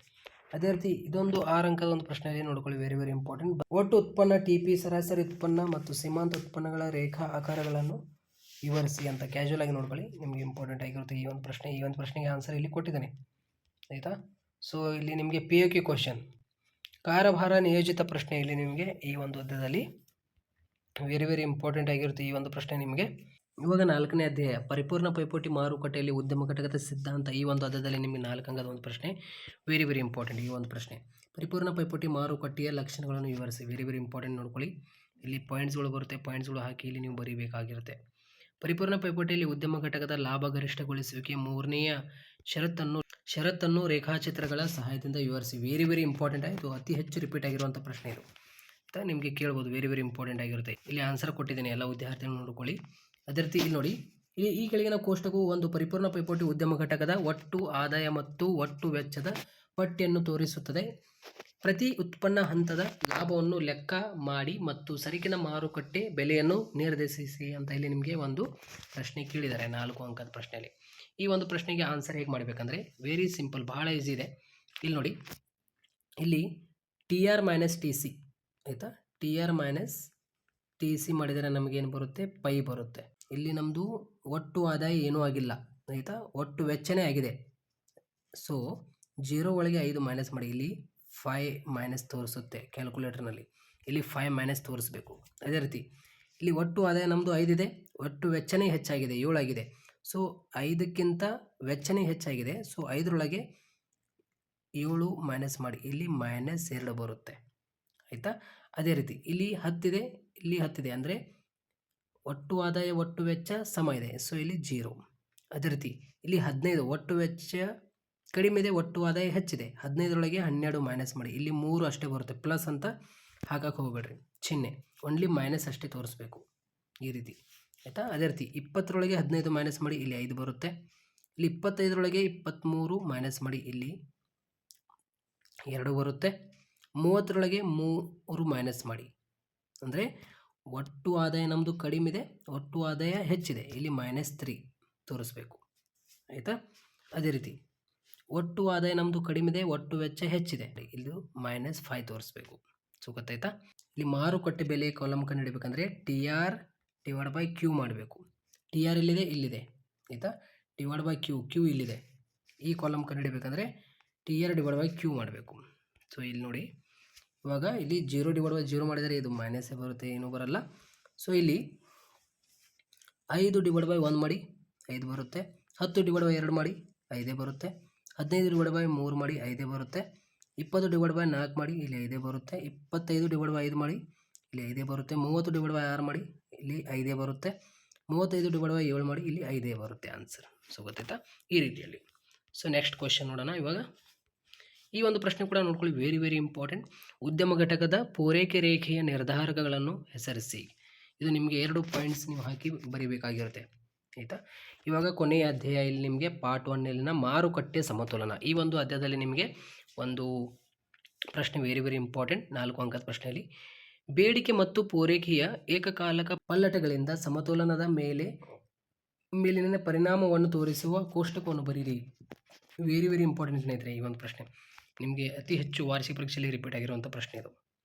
ಇಲ್ಲಿ ಹತ್ತಿಯ ಮಾರುಕಟ್ಟೆಯನ್ನು ಪರಿಗಣಿಸಿ ಹತ್ತಿಯ ಬೇಡಿಕೆ ಕ್ಯೂ 200 ಮೈನಸ್ ಪಿ ಆಗಿದೆ. ಮಾರುಕಟ್ಟೆಯಲ್ಲಿ ಏಕರೂಪದ ಉದ್ಯಮಗಳಿವೆ ಎಂದು ಕಲ್ಪಿಸಿಕೊಂಡು ಅದರಲ್ಲಿ ಒಂದು ಉದ್ಯಮದ ಪೂರೈಕೆಯು 20 ರೂಪಾಯಿ ಬೆಲೆಯಲ್ಲಿ Q = 10 + P ಆಗಿರುತ್ತದೆ. ಸಮತೋಲನ ಉದ್ಯಮಗಳ ಸಂಖ್ಯೆಯನ್ನು ಲೆಕ್ಕ ಮಾಡಿ ಅಂತ ಡಿಫಿಕಲ್ಟ್ ಕ್ವಶನ್, ನ್ಯೂ ಕ್ವಶನ್ಸ್ ಆಗಿರುತ್ತೆ. ಸಿಂಪಲ್ ಆಗಿ ಇಲ್ಲಿ ಆನ್ಸರ್ ಮಾಡಿದೆ ನೋಡಿ ಆಯಿತಾ, ನೀವು ನೋಡ್ಕೋಬಹುದು. ಫಾರ್ಮುಲಾ ಹಾಕಿ ಆನ್ಸರ್ ಮಾಡಬೇಕಾಗುತ್ತೆ. ಸೊ ನೀವು ಚಾನಲ್ ಹೋಗಿ ಚೆಕ್ ಮಾಡಿ, ನಾನು ಸಪ್ರೇಟ್ ಇದ್ರ ಮೇಲೆ ವಿಡಿಯೋ ಮಾಡಿ ಹಾಕಿದ್ದೇನೆ. ಬೆಲೆ ಮಿತಿ ಅಂದರೇನು, ರೇಖಾಚಿತ್ರದೊಂದಿಗೆ ವಿವರಿಸಿ ಅಂತ ನಿಮಗೆ ಬಟ್ ಕೇಳಂಗಿಲ್ಲ, ನೋಡ್ಕೊಳ್ಳಿ ಅಷ್ಟೇ. ಈ ಒಂದು ಅಧ್ಯಾಯದಲ್ಲಿ ನಿಮಗೆ ಒಂದು PQ ಕ್ವಶನ್ ಇರುತ್ತೆ. ಅಲ್ಲಿ ಉತ್ಪಾದನೆ ಮತ್ತು ವೆಚ್ಚಗಳಲ್ಲಿ ನಿಮಗೆ 6 ಅಂಕದ ಒಂದು ಪ್ರಶ್ನೆ ಬರುತ್ತೆ ಆಯಿತಾ. ಅಲ್ಲಿ ಅನುಭೋಗಿ ವರ್ತನೆ ಸಿದ್ಧಾಂತದಲ್ಲಿ ನಿಮಗೆ ಒಂದು PQ ಕ್ವಶನ್ ಅದೇ X1 X2 ಸರಕಿನ ಬೆಲೆ ಅಂತ ಇದ್ದಿಲ್ಲ, ಅದೇ ಪ್ರಶ್ನೆ. ಬಾಳೆಹಣ್ಣಿನ ಬೆಲೆ, ಮಾವಿನ ಹಣ್ಣಿನ ಬೆಲೆ ಅಂತ ಇವಾಗ ಪ್ರಶ್ನೆ ಇವು ಬದಲಾಗಿ X1 X2 ಅಂತ ಕೇಳ್ತಾ ಇದ್ದಾರೆ. ಇವಾಗ ಮಾರುಕಟ್ಟೆ ಸಮತೋಲನ, ಮಾರ್ಕೆಟ್ ಇಕ್ವಿಲಿಬ್ರಿಯಂ ಮಧ್ಯದಲ್ಲಿ ನಿಮಗೆ ಒಂದು PQ ಕ್ವಶನ್ ಇರುತ್ತೆ. ಯಾವುದು ಒಂದು PQ ಕ್ವಶನ್, ಅದು ಇದೇ ಒಂದು PQ ಕ್ವಶನ್ ಆಗಿರುತ್ತೆ. ಇಲ್ಲಿ P 1 2 3 4 5 ಆಯಿತಾ. ಸೊ ಅವರು ವಾರ್ಷಿಕ ಪರೀಕ್ಷೆಯಲ್ಲಿ ನಿಮಗೆ ಈ ರೀತಿ ಪ್ರಶ್ನೆ ಕೇಳ್ತಾರೆ. ಏನಂತ ಕೇಳ್ತಾರೆ ಇಲ್ಲಿ ನೋಡಿ. ಈ ಕೆಳಗಿನ ಕೋಷ್ಟಕ್ಕೆ ಒಂದು ರೇಖಾಚಿತ್ರವನ್ನು ರಚಿಸಿ ಮತ್ತು ರೇಖಾಚಿತ್ರದಲ್ಲಿ ಸಮತೋಲನ ಬಿಂದು, ಸಮತೋಲನ ಬೆಲೆ, ಸಮತೋಲನ ಪ್ರಮಾಣ, ಅಧಿಕ ಬೇಡಿಕೆ ಮತ್ತು ಹಾಗೂ ಅಧಿಕ ಪೂರೈಕೆಗಳನ್ನು ಗುರುತಿಸಿ ಅಂತ ಹೇಳಿದ್ದಾರೆ ಅವರು ಆಯಿತಾ. ಇದು QD ಅಂದರೆ ಅಧಿಕ ಬೇಡಿಕೆ, ಇದು ಅಧಿಕ ಪೂರೈಕೆ, ಇದು ಆಯಿತಾ. ಇದು ಅಧಿಕ ಬೇಡಿಕೆ, ಇದು ಅಧಿಕ ಪೂರೈಕೆ. ಇವಾಗ ಇಲ್ಲಿ P ಕೊಟ್ಟಿದ್ದಾರೆ ಅವರು 1 2 3 4 5. ಇಲ್ಲಿ QD ಕೊಟ್ಟಿದ್ದಾರೆ 50 40 30 20 10. ಇಲ್ಲಿ QS ಕೊಟ್ಟಿದ್ದಾರೆ 10 20 30 40 50 ಅಂತ ಕೊಟ್ಟಿದ್ದಾರೆ ಆಯಿತಾ. ಇಲ್ಲಿ ಈ ರೀತಿ ಲೈನ್ ಹಾಕೋಬೇಕು ಆಯಿತಾ. ಇಲ್ಲಿ ಸಮತೋಲನ ಬೆಲೆ ಅಂತ ಬರೀಬೇಕು ಆಯಿತಾ. ಇಲ್ಲಿ 1 2 3 4 5 ಏನು ಕೊಟ್ಟಿದ್ದಾರಲ್ಲ, ಇಲ್ಲಿ 0 1 2 3 4 5 6 ಅಂತ ಹಾಕೊಳ್ಳಿ ಆಯಿತಾ. ಒಂದು ಹೆಚ್ಚಿಗೆ ಹಾಕೊಳ್ಳಿ ಬೆಲೆಯಲ್ಲಿ ಆಯಿತಾ. ಹಾಕಿದ ನಂತರ ಏನು ಮಾಡಬೇಕಂದ್ರೆ, ಸೊ ಇಲ್ಲಿ QD ಮತ್ತು QS ಏನಿದೆಯಲ್ಲ, ನಾವು ಟಿಕ್ ಮಾಡಬೇಕಾಗುತ್ತೆ. ಇವಾಗ ಈ ರೀತಿ ಲೈನ್ ಬರಬೇಕಲ್ಲ, ಅದು QS, ಅದು ಇದು QD. ಈ ರೀತಿಯಲ್ಲಿ ಹೆಂಗಂದರೆ ಇಲ್ಲಿ ನೋಡಿ. ಇವಾಗ ಮೊದಲನೇದಾಗಿ ನಾವು QD ನೋಡೋಣ ಆಯಿತಾ. ಬೆಲೆ 1 QD ಎಷ್ಟಿದೆ, 50 ಇದೆ ಆಯಿತಾ. ಬೆಲೆ 1 ಎಲ್ಲಿದೆ, ಬೆಲೆ 1 ಇಲ್ಲಿದೆ ಆಯಿತಾ. ಬೆಲೆ 1 ಎಲ್ಲಿದೆ, ಇಲ್ಲಿದೆ. ಅದೇ ರೀತಿ QD ಇವಾಗ ನಾವು ನೋಡ್ತಾ ಇದ್ದೇವೆ ಆಯಿತಾ. ಸೊ ಬೆಲೆ 1 ಆಯಿತಾ, QD ಇಲ್ಲಿ ನೋಡಿ, ಇಲ್ಲಿ 50 ಇಲ್ಲಿದೆ ಆಯಿತಾ. ಸೊ ಇಲ್ಲಿ ಟಿಕ್ ಹಾಕಬೇಕು ಆಯಿತಾ. ಸೊ ಇದರ ಸಮವಾಗಿ ಆಯಿತಾ, ಇದರ ಸಮವಾಗಿ ಬರಬೇಕದು, ಯಾಕೆಂದರೆ 50 ಇಲ್ಲಿದೆ. ಸೊ ಇಲ್ಲೇ ಟಿಕ್ ಬರಬೇಕು ಆಯಿತಾ. ಅದೇ ರೀತಿ 2 ಇಲ್ಲಿದೆ. ಸೊ 40 ಬರಬೇಕು. ಸೊ 40 ಇಲ್ಲಿದೆ, ಇಲ್ಲಿದೆ. ಸೊ ಇಲ್ಲಿ ಟಿಕ್ ಬರಬೇಕು. ಸೊ ಇದರ ಸಮವಾಗಿ ಬರಬೇಕು. ಸೊ ಗೊತ್ತಾಯ್ತಾ, ಈ ರೀತಿಯಲ್ಲಿ ಆಯಿತಾ. ಅದೇ ರೀತಿ ಮೂರನೇದಾಗಿ 30 ಇದೆ. 3 ಎಲ್ಲಿದೆ, ಸೊ ಇಲ್ಲಿದೆ. QD 30. ಸೊ ಇಲ್ಲಿ ಮಿಡಲ್ ಬರುತ್ತೆ ಆಯಿತಾ. 4 20. 4 ಎಲ್ಲಿದೆ, ಇಲ್ಲಿದೆ. ಸೊ 20 ಇಲ್ಲಿ ನೋಡಿ, 20 ಇಲ್ಲಿ ಟಿಕ್ ಬರುತ್ತೆ ಆಯಿತಾ. ಅದೇ ರೀತಿ 5 10 ಇದೆ. 5 ಎಲ್ಲಿದೆ, 5 ಸಮತೋಲನ ಇಲ್ಲಿದೆ. ಸೊ 10 ಇಲ್ಲಿದೆಯಲ್ಲ, ಸೊ ಇಲ್ಲಿ 5 ಏನಿದೆಯಲ್ಲ ಇದರ ಮುಂದಗಡೆ ಬರುತ್ತೆ ಈ ರೀತಿ. ಸೊ ಆವಾಗ ನಾವು ಈ ರೀತಿ ಲಂಬಾಂತರ ಬರುತ್ತೆ, ಅದು ಟಿಕ್ ನಾವೇನು ಈ ರೀತಿ ಈ ರೀತಿ ಈ ರೀತಿ ಈ ರೀತಿ ಈ ರೀತಿ ಏನು ಟಿಕ್ ಹಾಕಿದಿಲ್ಲ, ಆವಾಗ ನಾವು ಏನು ಮಾಡಬೇಕು, ಅದು ಸಂಪೂರ್ಣವಾಗಿ ಒಂದು ಲೈನ್ ಎಳಿಬೇಕು. ಈ ರೀತಿಯಲ್ಲಿ ಒಂದು ಲೈನ್ ಆಯಿತು. ಏನಾಯ್ತು ಅದು, DD ಅಂದರೆ ಅದೇ QD ಆಯಿತು. ಅದು ಈ ಕಾಲಮ್ ಕಂಪ್ಲೀಟ್ ಆಯಿತು ಆಯಿತಾ. ಅದೇ ರೀತಿ ಇವಾಗ QS P1 10 ಇದೆ ನೋಡಿ. P1 ಇಲ್ಲಿ 10 ಇದೆ, ಇಲ್ಲಿ ಟಿಕ್ ಹಾಕಬೇಕು ಆಯಿತಾ. 2 20 ಇದೆ, 2 20 ಇದೆ, ಇಲ್ಲಿ ಟಿಕ್ ಹಾಕಬೇಕು ಆಯಿತಾ. 3 30 ಇದೆ ನೋಡಿ, ಇಲ್ಲಿ 3 ಇಲ್ಲಿದೆ, 30 ಇಲ್ಲಿದೆ. ಸೊ ಇಲ್ಲಿ ಟಿಕ್ ಬರುತ್ತೆ ಆಯಿತಾ. 4 40 ನೋಡಿ, 4 40 ಇಲ್ಲಿ ಟಿಕ್ ಬರುತ್ತೆ ಆಯಿತಾ. 5 50 ನೋಡಿ, 5 50 ಟಿಕ್ ನೋಡಿ. ಈ ರೀತಿಯಲ್ಲಿ ಒಂದು QS ಬರುತ್ತೆ ಅದು. ಸೊ ಗೊತ್ತಾಯ್ತಾ, ಈ ರೀತಿಯಲ್ಲಿ ಪ್ರಶ್ನೆಗೆ ಆನ್ಸರ್ ಮಾಡಬೇಕಾಗುತ್ತೆ. ಇಲ್ಲಿ ಸಮತೋಲನ ಬೆಲೆ ಬರುತ್ತೆ, ಇಲ್ಲಿ ಸಮತೋಲನ ಪ್ರಮಾಣ. ಇಲ್ಲಿ ಸೆಂಟರ್ ಏನಿದೆಯಲ್ಲ, ಇದು ಸಮತೋಲನ ಬಿಂದು ಅಂತ ನೋಡಿ ಆಯಿತಾ. ಇಲ್ಲಿ ಕ್ಯೂ ಎಸ್ ಅನ್ನೋದು ಏನಾಗಿರುತ್ತೆ, ಮಾರುಕಟ್ಟೆ ಪೂರೈಕೆ. ಕ್ಯೂ ಡಿ ಅಂತ ಏನಿದೆಯಲ್ಲ ಇದು ಮಾರುಕಟ್ಟೆ ಬೇಡಿಕೆ. ಸೊ ಈ ರೀತಿಯಲ್ಲಿ ನಾವು ಮೆನ್ಷನ್ ಮಾಡಿ ಬರೀಬೇಕು ನೋಡಿ, ಇಷ್ಟೇ, ಮತ್ತೇನಿಲ್ಲ ಇದ್ರೊಳಗೆ. ಸೊ ನೆಕ್ಸ್ಟ್ ಕ್ವಶನ್ ನೋಡೋಣ ಇವಾಗ ಬೇಗ. ಇವಾಗ ಪಾರ್ಟ್ 2ನಲ್ಲಿನ 1ನೇ ಅಧ್ಯಾಯ ಆಯಿತಾ. 4 ಅಂಕದ ಒಂದು ಪ್ರಶ್ನೆ ಮತ್ತು 1 ಅಂಕದ ಒಂದು ಪ್ರಶ್ನೆ ಕೇಳಲಾಗುವುದು. ಇಲ್ಲಿ 4 ಅಂಕದ ಒಂದು ಪ್ರಶ್ನೆ ಯಾವುದು ಇಂಪಾರ್ಟೆಂಟ್ ಅಂದರೆ ಇಲ್ಲಿ ನೋಡಿ, ಸಮಗ್ರ ಅರ್ಥಶಾಸ್ತ್ರ ಪರಿಚಯ. ಸಮಗ್ರ ಅರ್ಥಶಾಸ್ತ್ರವು ಸೂಕ್ಷ್ಮ ಅರ್ಥಶಾಸ್ತ್ರಕ್ಕಿಂತ ಯಾವ ರೀತಿಯಲ್ಲಿ ಭಿನ್ನವಾಗಿದೆ ಎಂಬುದನ್ನು ಸಂಕ್ಷಿಪ್ತವಾಗಿ ವಿವರಿಸಿ. Very important. ಈ ಒಂದು ಪ್ರಶ್ನೆಯಲ್ಲಿ ನಾನು PDF ಆ್ಯಡ್ ಮಾಡಿ ಆನ್ಸರ್ ಹಾಕಿರ್ತೀನಿ ಆಯಿತಾ. ಸೊ ಡೋಂಟ್ ವರಿ, ಈ ಒಂದು ಪ್ರಶ್ನೆ ವೆರಿ ಇಂಪಾರ್ಟೆಂಟ್ ಆಗಿರುತ್ತೆ ಆಯಿತಾ. ಅದೇ ರೀತಿ ಇಲ್ಲಿ ಬಂಡವಾಳಶಾಹಿ ದೇಶದ ಆರ್ಥಿಕತೆಯ ಕಾರ್ಯವೈಖರಿಯನ್ನು ವಿವರಿಸಿ. ಈ 2 ಪ್ರಶ್ನೆ ವೆರಿ ಇಂಪಾರ್ಟೆಂಟ್ ಆಗಿರುತ್ತೆ. ಅಭಿವೃದ್ಧಿ ಹೊಂದಿದ ಮತ್ತು ಅಭಿವೃದ್ಧಿಶೀಲ ದೇಶಗಳೆರಡರಲ್ಲಿ ಸರ್ಕಾರದ, ರಾಜ್ಯ ಮತ್ತು ಕುಟುಂಬ ವಲಯಗಳ ಪಾತ್ರವನ್ನು ಚರ್ಚಿಸಿ. ನೋಡಿ, ಅತಿ ಹೆಚ್ಚು ಈ 3 ಪ್ರಶ್ನೆ ಕೇಳಿದ್ದಾರೆ ಅವರು. ಬಟ್ ನಿಮಗೆ ಹೆಚ್ಚಾಗಿ ಇಂಪಾರ್ಟೆಂಟ್ ಯಾವುದಂದರೆ ಈ ಒಂದು ಪ್ರಶ್ನೆ ಆಗಿರುತ್ತೆ. ಬಟ್ ಈ ಒಂದು ಪ್ರಶ್ನೆ ಕಾಮನ್ ಆಗಿಬಿಟ್ಟಿರುತ್ತೆ, ಯಾಕೆಂದರೆ ಈಸಿ ಕ್ವಶನ್ ಇರುತ್ತೆ. ಸೊ ಎವರೇಜ್ನಲ್ಲಿ ಇದೇ 2 ಪ್ರಶ್ನೆಯಲ್ಲಿ ಯಾವುದಾದ್ರು ಒಂದು ನಿಮಗೆ ಡೆಫಿನೆಟ್ಲಿ ಬರುತ್ತೆ ಆಯಿತಾ. ಇವಾಗ ನೆಕ್ಸ್ಟ್ ನೋಡೋಣ, ರಾಷ್ಟ್ರೀಯ ವರಮಾನ ಲೆಕ್ಕಾಚಾರ ಆಯಿತಾ, ನ್ಯಾಷನಲ್ ಇನ್ಕಮ್ ಅಕೌಂಟಿಂಗ್. ಈ ಒಂದು ಅಧ್ಯಾಯದಲ್ಲಿ ನೋಡಿ, 1 ಅಂಕದ ಪ್ರಶ್ನೆ 2 ಆಯಿತಾ, 2 ಅಂಕದ ಪ್ರಶ್ನೆ 2, 6 ಅಂಕದ ಒಂದು ಪ್ರಶ್ನೆ, 5 ಅಂಕದ ಒಂದು ಪ್ರಶ್ನೆ. ಇಲ್ಲಿ 4 ಅಂಕದ ಪ್ರಶ್ನೆ ಕೇಳಂಗಿಲ್ಲ. ಬನ್ನಿ ಇವಾಗ 5 ಅಂಕದ ಒಂದು ಪ್ರಶ್ನೆ, ಅದು PAQ ಕ್ವಶನ್ ಆಗಿರುತ್ತೆ. ಮತ್ತು 2 ಅಂಕದ ಪ್ರಶ್ನೆ 2 ಯಾವುದು ಇಂಪಾರ್ಟೆಂಟ್ ಮತ್ತು 6 ಅಂಕದ ಒಂದು ಪ್ರಶ್ನೆ ಯಾವುದು ನೋಡೋಣ. ರಾಷ್ಟ್ರೀಯ ವರಮಾನ ಲೆಕ್ಕಾಚಾರ 2 ಅಂಕದ ಪ್ರಶ್ನೆಯಲ್ಲಿ 2 ಕೇಳಲಾಗುವುದಿಲ್ಲ. ಸೊ ಯಾವುದು 2 ಅಂಕದಲ್ಲಿ 2 ಪ್ರಶ್ನೆ ಇಂಪಾರ್ಟೆಂಟ್ ಅಂದರೆ 4 ಉತ್ಪಾದನಾಂಗಗಳು ಯಾವುವು, ಅವುಗಳ ಪ್ರತಿಫಲಗಳನ್ನು ಹೆಸರಿಸಿ. ವೆರಿ ಇಂಪಾರ್ಟೆಂಟ್ ಕ್ವಶನ್ ಇದು ಆಯಿತಾ. ಅದೇ ರೀತಿ ಇನ್ನೊಂದು ಪ್ರಶ್ನೆ ಯಾವುದು ಇಂಪಾರ್ಟೆಂಟ್ ಅಂದರೆ ಇಲ್ಲಿ ನೋಡಿ, GDP ರಾಷ್ಟ್ರೀಯ ವರಮಾನ ಮಾಪನದ 3 ವಿಧಾನಗಳನ್ನು ತಿಳಿಸಿ. Very important. ಅದೇ ರೀತಿ GDP-MP ಮತ್ತು GDP-FC ಯ ಸಮೀಕರಣ ಬರೆಯಿರಿ.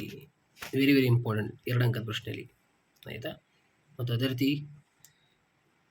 ನಾಮಮಾತ್ರ ಮತ್ತು ನೈಜ GDPಗಳ ನಡುವಿನ ವ್ಯತ್ಯಾಸ. ವೆರಿ ಇಂಪಾರ್ಟೆಂಟ್ ಆಯಿತಾ. ಬಾಹ್ಯತೆಗಳೆಂದರೇನು, ಅದರ 2 ವಿಧಗಳು. ಇದು ಸಾಮಾನ್ಯ ಈಸಿ ಕ್ವಶನ್ ಆಗಿರುತ್ತೆ ಇದು ಆಯಿತಾ. ಸೊ ಚಿಲ್ಲರೆ ಬೆಲೆ ಮತ್ತು ಸಗಟು ಬೆಲೆಯ ಅರ್ಥವನ್ನು ತಿಳಿಸಿ ಅಂತ ನಿಮಗೆ ಹೊಸದಾಗಿ ಕ್ವಶನ್ ಇದೆ ಇದು ಆಯಿತಾ. ಇವಾಗ ಈ ಒಂದು ಅಧ್ಯಾಯದಲ್ಲಿ 4 ಅಂಕದ ಒಂದು ಪ್ರಶ್ನೆ ಕೇಳಂಗಿಲ್ಲ.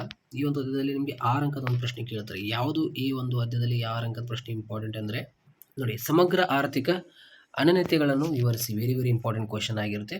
ಅದೇ ರೀತಿ GDPಯನ್ನು ಮಾಪನ ಮಾಡುವ ವೆಚ್ಚದ ವಿಧಾನವನ್ನು ಸಂಕ್ಷಿಪ್ತವಾಗಿ ವಿವರಿಸಿ. ವೆರಿ ಇಂಪಾರ್ಟೆಂಟ್ ಪ್ರಶ್ನೆ ಆಯಿತಾ. GDPಯನ್ನು ಲೆಕ್ಕಾಚಾರ ಮಾಡುವ ಎಲ್ಲ 3 ವಿಧಾನಗಳು ಒಂದೇ ಉತ್ತರವನ್ನು ನೀಡುತ್ತದೆ ಎಂಬುದನ್ನು ತೋರಿಸುವ ಒಂದು ಸಂಖ್ಯಾತ್ಮಕ ಉದಾಹರಣೆಯೊಂದಿಗೆ ಸಾಬೀತುಪಡಿಸಿ. ಈ 3 ಪ್ರಶ್ನೆ ಅತಿ ಹೆಚ್ಚು ರಿಪೀಟ್ ಕೇಳಿರುವಂಥ ಪ್ರಶ್ನೆ ಆಗಿರುತ್ತೆ ಆಯಿತಾ. ಸೊ ನಿಮಗೆ ಇಂಪಾರ್ಟೆಂಟ್ ಆಗಿರುತ್ತೆ ಇದು. ಮತ್ತು ಈ ಒಂದು ಪ್ರಶ್ನೆ ನೋಡಿ, ನಿರ್ದಿಷ್ಟ ವರ್ಷದಲ್ಲಿ ಮಾರುಕಟ್ಟೆ ಬೆಲೆಯಲ್ಲಿ ಒಂದು ದೇಶದ GDPಯು ರೂಪಾಯಿ 300 ಕೋಟಿ ಇದೆ ಎಂದು ಕೊಳ್ಳೋಣ. ವಿದೇಶಿಗಳಿಂದ ನಿವ್ವಳ ಉತ್ಪಾದನಾಂಗ ಆದಾಯ ಆಯಿತಾ ರೂಪಾಯಿ 500 ಕೋಟಿ ಇದೆ. ಸವಕಳಿ ವೆಚ್ಚ ರೂಪಾಯಿ 450 ಕೋಟಿ ಮತ್ತು ನಿವ್ವಳ ಪರೋಕ್ಷ ತೆರಿಗೆ ಮೌಲ್ಯ 100 ಕೋಟಿ ಇದೆ. ಈ ಕೆಳಗಿನ ಕೋಷ್ಟಕವನ್ನು ಸಂಪೂರ್ಣಗೊಳಿಸಿ ಅಂತ ಇಲ್ಲಿ ನಿಮಗೆ ಒಂದು ಪ್ರಶ್ನೆ ಕೊಟ್ಟಿದ್ದಾರೆ. ಇಲ್ಲಿ ಅನನ್ಯತೆಗಳು ಕೊಟ್ಟಿದ್ದಾರೆ ಆಯಿತಾ, ಇಲ್ಲಿ ಮೌಲ್ಯಗಳು ಕೋಟಿ ಬೆಲೆಯಲ್ಲಿ ಅಂತ ಕೋಟಿ ರೂಪಾಯಿಗಳಲ್ಲಿ ಅಂತ ಇಲ್ಲಿ ಕೊಟ್ಟಿದ್ದಾರೆ. ಸೊ ಈ ಒಂದು ಪ್ರಶ್ನೆಗೆ ಆನ್ಸರ್ ನೋಡಿ. ಸೊ ಈ ಒಂದು ಪ್ರಶ್ನೆಗೆ ಇಲ್ಲಿ ಆನ್ಸರ್ ಇದೆ ಆಯಿತಾ. ಇಲ್ಲಿ ನೋಡಿ, ಲೆಕ್ಕಾಚಾರ ನಾವು ಮಾಡಬೇಕಾಗಿರುತ್ತೆ. ಈ ಒಂದು ಪ್ರಶ್ನೆಗೆ ಸಪ್ರೇಟಾಗಿ ನಾನು ವಿಡಿಯೋ ಮಾಡ್ತೀನಿ ನಿಮಗೆ ಆಯಿತಾ. ಸೊ ಇಲ್ಲಿ ಆನ್ಸರ್ ಇದೆ ನೋಡ್ಕೊಳ್ಳಿ, ಇಲ್ಲಿ ಸ್ಕ್ರೀನ್ಶಾಟ್ ತೆಗೆದುಕೊಳ್ಳಿ. ಈ ಒಂದು ಪ್ರಶ್ನೆಗೆ ಆನ್ಸರ್ ಆಗಿರುತ್ತೆ ಇದು ಆಯಿತಾ. ಸಪ್ರೇಟಾಗಿ ಇದ್ರ ಮೇಲೆ ಒಂದು ವಿಡಿಯೋ ಮಾಡ್ತೀನಿ ಆದರೆ ನಿಮಗೆ ಆಯಿತಾ. ಸೊ ನೆಕ್ಸ್ಟ್ ಕ್ವಶನ್ ನೋಡೋಣ ಇವಾಗ. GDPಯನ್ನು ಒಂದು ದೇಶದ ಯೋಗಕ್ಷೇಮದ ಸೂಚ್ಯಂಕವಾಗಿ ಬಳಸಿಕೊಳ್ಳುವುದರ ಮಿತಿಯನ್ನು ವಿವರಿಸಿ.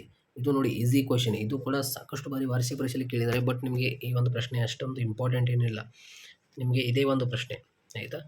ಒಂದು ಲೆಕ್ಕ ಆಗಿರ್ಬೋದು, ಸಮಗ್ರ ಆರ್ಥಿಕ ಅನನ್ಯತೆಗಳಾಗಿರ್ಬೋದು, ಇದು GDPಯನ್ನು ಮಾಪನ ಮಾಡುವ ವೆಚ್ಚದ ವಿಧಾನಗಳಾಗಿರ್ಬೋದು, ಇಲ್ಲದಂದರೆ GDPಯನ್ನು ಲೆಕ್ಕಾಚಾರ ಮಾಡುವ ಎಲ್ಲ 3 ವಿಧಾನಗಳು ಒಂದೇ ಉತ್ತರ. ಈ ಪ್ರಶ್ನೆ ಇಂಪಾರ್ಟೆಂಟ್ ಆಗಿರುತ್ತೆ ಮೇನ್ ಆಯಿತಾ. ಇವಾಗ ನೆಕ್ಸ್ಟ್ ಕ್ವಶನ್. ಈ ಒಂದು ಅಧ್ಯಾಯದಲ್ಲಿ ಕಾರ್ಯಭಾರ ನಿಯೋಜಿತ ಪ್ರಶ್ನೆ ಇದೆ ನೋಡಿ ಆಯಿತಾ. ಈಸಿ ಕ್ವಶನ್ ಆಗಿರುತ್ತೆ ಇದು. ಈ ಒಂದು ಪ್ರಶ್ನೆಗೆ ಆನ್ಸರ್ ನಾನು ನಿಮಗೆ ತೋರಿಸ್ತೀನಿ. ನೋಡಿ ಈ ರೀತಿ ಅವರು ಪ್ರಶ್ನೆ ಕೊಟ್ಟಿರ್ತಾರೆ. ಇಲ್ಲಿ ನಾನು ನಿಮಗೆ ಸಪ್ರೇಟಾಗಿ ವಿಡಿಯೋನಲ್ಲಿ ತಿಳಿಸ್ಕೊಡ್ತೀನಿ ಈ ಒಂದು ಪ್ರಶ್ನೆಗೆ ಆನ್ಸರ್ ಹೇಗೆ ಮಾಡಬೇಕಂತ, ಆಯಿತಾ. ಸೊ ನೆಕ್ಸ್ಟ್ ಕ್ವಶನ್ ನೋಡೋಣ ಇವಾಗ. ಈ ಒಂದು ಪ್ರಶ್ನೆಗೆ ಆನ್ಸರ್ ಇಲ್ಲಿದೆ, ಸ್ಕ್ರೀನ್ಶಾಟ್ ತೆಗೆದುಕೊಳ್ಳಿ. ಸೊ ನೆಕ್ಸ್ಟ್ ಕ್ವಶನ್, ಇವಾಗ next chapter money and banking, ಆಯಿತಾ. ಮನಿ ಆ್ಯಂಡ್ ಬ್ಯಾಂಕಿಂಗ್ ಅಧ್ಯಾಯ ನೋಡೋಣ ಇವಾಗ, 3ನೇ ಅಧ್ಯಾಯ. ಈ ಒಂದು ಅಧ್ಯಾಯದಲ್ಲಿ 4 ಅಂಕದ ಒಂದು ಪ್ರಶ್ನೆ ಮತ್ತು 6 ಅಂಕದ ಒಂದು ಪ್ರಶ್ನೆ ಕೇಳಲಾಗುವುದು. ನೋಡೋಣ ಯಾವುದು ಇಂಪಾರ್ಟೆಂಟ್ ಅಂತ. ಹಣ ಮತ್ತು ಬ್ಯಾಂಕಿಂಗ್, ಈ ಒಂದು ಅಧ್ಯಾಯದಲ್ಲಿ ನಿಮಗೆ 4 ಅಂಕದ ಒಂದು ಪ್ರಶ್ನೆ ಮತ್ತು 6 ಅಂಕದ ಒಂದು ಪ್ರಶ್ನೆ. ಯಾವುದು ಇಂಪಾರ್ಟೆಂಟ್ ಅಂದರೆ, ಈ ಒಂದು ಅಧ್ಯಾಯದಲ್ಲಿ ನಿಮಗೆ 6 ಅಂಕದ ಪ್ರಶ್ನೆಯಲ್ಲಿ ಮತ್ತು 4 ಅಂಕದ ಪ್ರಶ್ನೆಯಲ್ಲಿ, ಮೊದಲನೇದಾಗಿ 4 ಅಂಕದ ಪ್ರಶ್ನೆಯಲ್ಲಿ ಭಾರತದ ರಿಸರ್ವ್ ಬ್ಯಾಂಕಿನ ಕಾರ್ಯಗಳನ್ನು ಸಂಕ್ಷಿಪ್ತವಾಗಿ ವಿವರಿಸಿ. ವೆರಿ ಇಂಪಾರ್ಟೆಂಟ್ ಆಗಿರುತ್ತೆ, ಆಯಿತಾ. ಮತ್ತು ಅದೇ ರೀತಿ ಇದೇ ಒಂದು ಪ್ರಶ್ನೆ ವೆರಿ ಇಂಪಾರ್ಟೆಂಟ್. ಇಲ್ಲಿ ನಿಮಗೆ ಇದು ಹೊಸದಾಗಿ ಕ್ವಶನ್ಸ್ ಕೇಳಿದ್ದಾರೆ.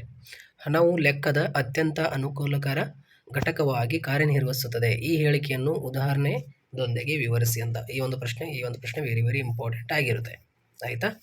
ಸೊ ಇವಾಗ ಇಲ್ಲಿ ಶಾಸನಬದ್ಧ ವ್ಯಾಖ್ಯಾನಗಳನ್ನು ಕುರಿತು ಬರೀರಿ ಅಂತ ಈ ಒಂದು ಪ್ರಶ್ನೆ ಇಂಪಾರ್ಟೆಂಟ್. ಈ 3 ಪ್ರಶ್ನೆ ಇಂಪಾರ್ಟೆಂಟ್ ಇದರೊಳಗೆ. ಇಲ್ಲಿ 6 ಅಂಕದ ಒಂದು ಪ್ರಶ್ನೆ ವೆರಿ ಇಂಪಾರ್ಟೆಂಟ್ ಯಾವುದಂದರೆ, ಇಲ್ಲಿ ನೋಡಿ, ಮುಕ್ತ ಮಾರುಕಟ್ಟೆ ಕಾರ್ಯಾಚರಣೆಗಳನ್ನು ವಿವರಿಸಿ. ಮುಕ್ತ ಮಾರುಕಟ್ಟೆ ಕಾರ್ಯಾಚರಣೆಗಳನ್ನು ವಿವರಿಸಿ ವೆರಿ ಇಂಪಾರ್ಟೆಂಟ್. ಹಣದ ಕಾರ್ಯಗಳನ್ನು ವಿವರಿಸಿ. ಇದು ಹೇಗೆ ಸಾಟಿ ವಿನಿಮಯ ಪದ್ಧತಿಯ ದೋಷಗಳನ್ನು ನಿವಾರಿಸಿತು. Very important. ವಾಣಿಜ್ಯ ಬ್ಯಾಂಕುಗಳ ಠೇವಣಿ ಮತ್ತು ಸಾಲ ನಿರ್ಮಾಣ ಪ್ರಕ್ರಿಯೆಯ ಮೇಲೆ ಅಕ್ಕಸಾಲಿಗೆ ಲಾಲನ ಕಥೆಯನ್ನು ಬರೆಯಿರಿ. ನೋಡಿ, ಅತಿ ಹೆಚ್ಚು ನಿಮಗೆ ಇದು ಹಣದ ಕಾರ್ಯಗಳು ಮತ್ತು ಮುಕ್ತ ಮಾರುಕಟ್ಟೆ ಕಾರ್ಯಾಚರಣೆಗಳನ್ನು ವಿವರಿಸಿ, ಈ 2 ಪ್ರಶ್ನೆ ಕೇಳಿದ್ದಾರೆ. ಈ 2 ಪ್ರಶ್ನೆ ಹೆಚ್ಚಾಗಿ ನೋಡ್ಕೊಳ್ಳಿ. ಇದು ಆಪ್ಷನಲ್ ಒಂದು ಕಥೆಯಲ್ಲಿ ರೂಪದಲ್ಲಿ ಒಂದು ಆನ್ಸರ್ ನೋಡ್ಕೊಳ್ಳಿ. ಲಾಲನ ಕಥೆ ಆಪ್ಷನಲ್ ಇಲ್ಲಿ ಇಟ್ಕೊಳ್ಳಿ, ಯಾಕಂದರೆ ಇಲ್ಲಿ 6 ಅಂಕದ ಒಂದು ಪ್ರಶ್ನೆ ಕವರ್ ಆಗಿಬಿಡುತ್ತೆ, ಆಯಿತಾ. ಸೊ ಇವಾಗ ನೆಕ್ಸ್ಟ್ ಚಾಪ್ಟರ್ ನೋಡೋಣ. ಯಾವುದು? ಆದಾಯ ಮತ್ತು ಉದ್ಯೋಗದ ನಿರ್ಧಾರ. ಈ ಒಂದು ಅಧ್ಯಾಯದಲ್ಲಿ ನಿಮಗೆ 2 ಅಂಕದ ಒಂದು ಪ್ರಶ್ನೆ ಮತ್ತು 4 ಅಂಕದ ಒಂದು ಪ್ರಶ್ನೆ ಕೇಳಲಾಗುವುದು. ಸೊ ನೋಡೋಣ ಯಾವುದು. ಇಲ್ಲಿ 2 ಅಂಕದ ಒಂದು ಪ್ರಶ್ನೆಯಲ್ಲಿ ಅನುಭೋಗ ಬಿಂಬಕದ 2 ಭಾಗಗಳು ಯಾವ ವೆರಿ ಇಂಪಾರ್ಟೆಂಟ್. ಇಲ್ಲಿ ನೋಡಿ, MPCಯ ಮೌಲ್ಯವು 0.75 ಆದಾಗ MPSನ ಮೌಲ್ಯ ಮತ್ತು ಹೂಡಿಕೆ ಗುಣಕದ ಮೌಲ್ಯವನ್ನು ಲೆಕ್ಕ ಹಾಕಿ, ಈ ಒಂದು ಪ್ರಶ್ನೆ. ಅದೇ ರೀತಿ ಇಲ್ಲಿದೆ ನೋಡಿ, ಮಿತಿವ್ಯಯದ ವಿರೋಧಾಭ್ಯಾಸದ ಅರ್ಥವನ್ನು ತಿಳಿಸಿ. ವೆರಿ ಇಂಪಾರ್ಟೆಂಟ್ ಕ್ವೆಶ್ಚನ್, ಆಯಿತಾ. ಹೂಡಿಕೆ ಗುಣಕದ ಅರ್ಥವನ್ನು ನೀಡಿ ಮತ್ತು ಅದರ ಸೂತ್ರವನ್ನು ಬರೆಯಿರಿ. ಈ 3 ಪ್ರಶ್ನೆ ಅತಿ ಹೆಚ್ಚು ಇಂಪಾರ್ಟೆಂಟ್ ಆಗಿರುತ್ತೆ. ಅದೇ ರೀತಿ ಸೀಮಾಂತ ಉಳಿತಾಯ ಪ್ರವೃತ್ತಿ MPS ಮತ್ತು ಸರಾಸರಿ ಉಳಿತಾಯ ಪ್ರವೃತ್ತಿ APSಗಳ ಅರ್ಥವನ್ನು ನೀಡಿ ಅಂತ ಇದು ನಿಮಗೆ ಹೆಚ್ಚಾಗಿ ಕೇಳಿಲ್ಲ, ಬಟ್ ಈ 2 ಪ್ರಶ್ನೆ ನೋಡ್ಕೊಳ್ಳಿ. ಈ ಒಂದು ಅಧ್ಯಾಯದಲ್ಲಿ ಒಂದು 4 ಅಂಕದ ಒಂದು ಪ್ರಶ್ನೆ ಯಾವುದು ಇಂಪಾರ್ಟೆಂಟ್ ಅಂದರೆ, ಇಲ್ಲಿದೆ ನೋಡಿ, ಅನುಭೋಗ ಬಿಂಬಕವನ್ನು ರೇಖಾಚಿತ್ರದೊಂದಿಗೆ ವಿವರಿಸಿ ಮತ್ತು ಇಲ್ಲಾಂದರೆ ಹೂಡಿಕೆ ಬಿಂಬಕವನ್ನು ರೇಖಾಚಿತ್ರದೊಂದಿಗೆ ವಿವರಿಸಿ. ಈ ಎವರೇಜ್ ಕ್ವೆಶನ್ ಆಗಿರುತ್ತೆ, ಯಾವುದಾದ್ರು ಒಂದು ನಿಮಗೆ ಇದರೊಳಗಿಂದು ಬಂದೇ ಬರುತ್ತೆ ವಾರ್ಷಿಕ ಪರೀಕ್ಷೆಯಲ್ಲಿ, ಆಯಿತಾ.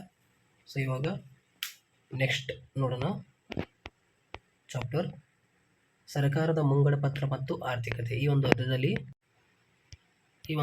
ನಿಮಗೆ 2 ಅಂಕದ ಪ್ರಶ್ನೆ 2 ಬರುತ್ತೆ, ಒಂದು 4 ಅಂಕದ ಒಂದು ಪ್ರಶ್ನೆ ಬರುತ್ತೆ. ಯಾವುದು ನೋಡೋಣ. ನೋಡಿ, 2 ಅಂಕದ 2 ಪ್ರಶ್ನೆ ಬರುತ್ತೆ. ಇಲ್ಲಿ ಪುಕಟೆ ಸವಾರರು ಎಂದರೆ ಯಾರು, ಅವರನ್ನು ಏಕೆ ಹಾಗೆ ಕರೆಯುತ್ತಾರೆ. ವೆರಿ ಇಂಪಾರ್ಟೆಂಟ್ ಪ್ರಶ್ನೆ. ಅದೇ ರೀತಿ ಸರ್ಕಾರದ ಮುಂಗಡ ಪತ್ರದ ಯಾವುದಾದರೂ 2 ಪ್ರಮುಖ ಉದ್ದೇಶಗಳನ್ನು ಬರೆಯಿರಿ. Very important. ಸಾರ್ವಜನಿಕ ಸರಕು ಮತ್ತು ಖಾಸಗಿ ಸರಕು ನಡುವಿನ ವ್ಯತ್ಯಾಸ ನೋಡ್ಕೊಳ್ಳಿ. ಅದೇ ರೀತಿ ಯೋಜನಾ ಕಂದಾಯ ವೆಚ್ಚದ ಭಾಗಗಳನ್ನು ಹೆಸರಿಸಿ.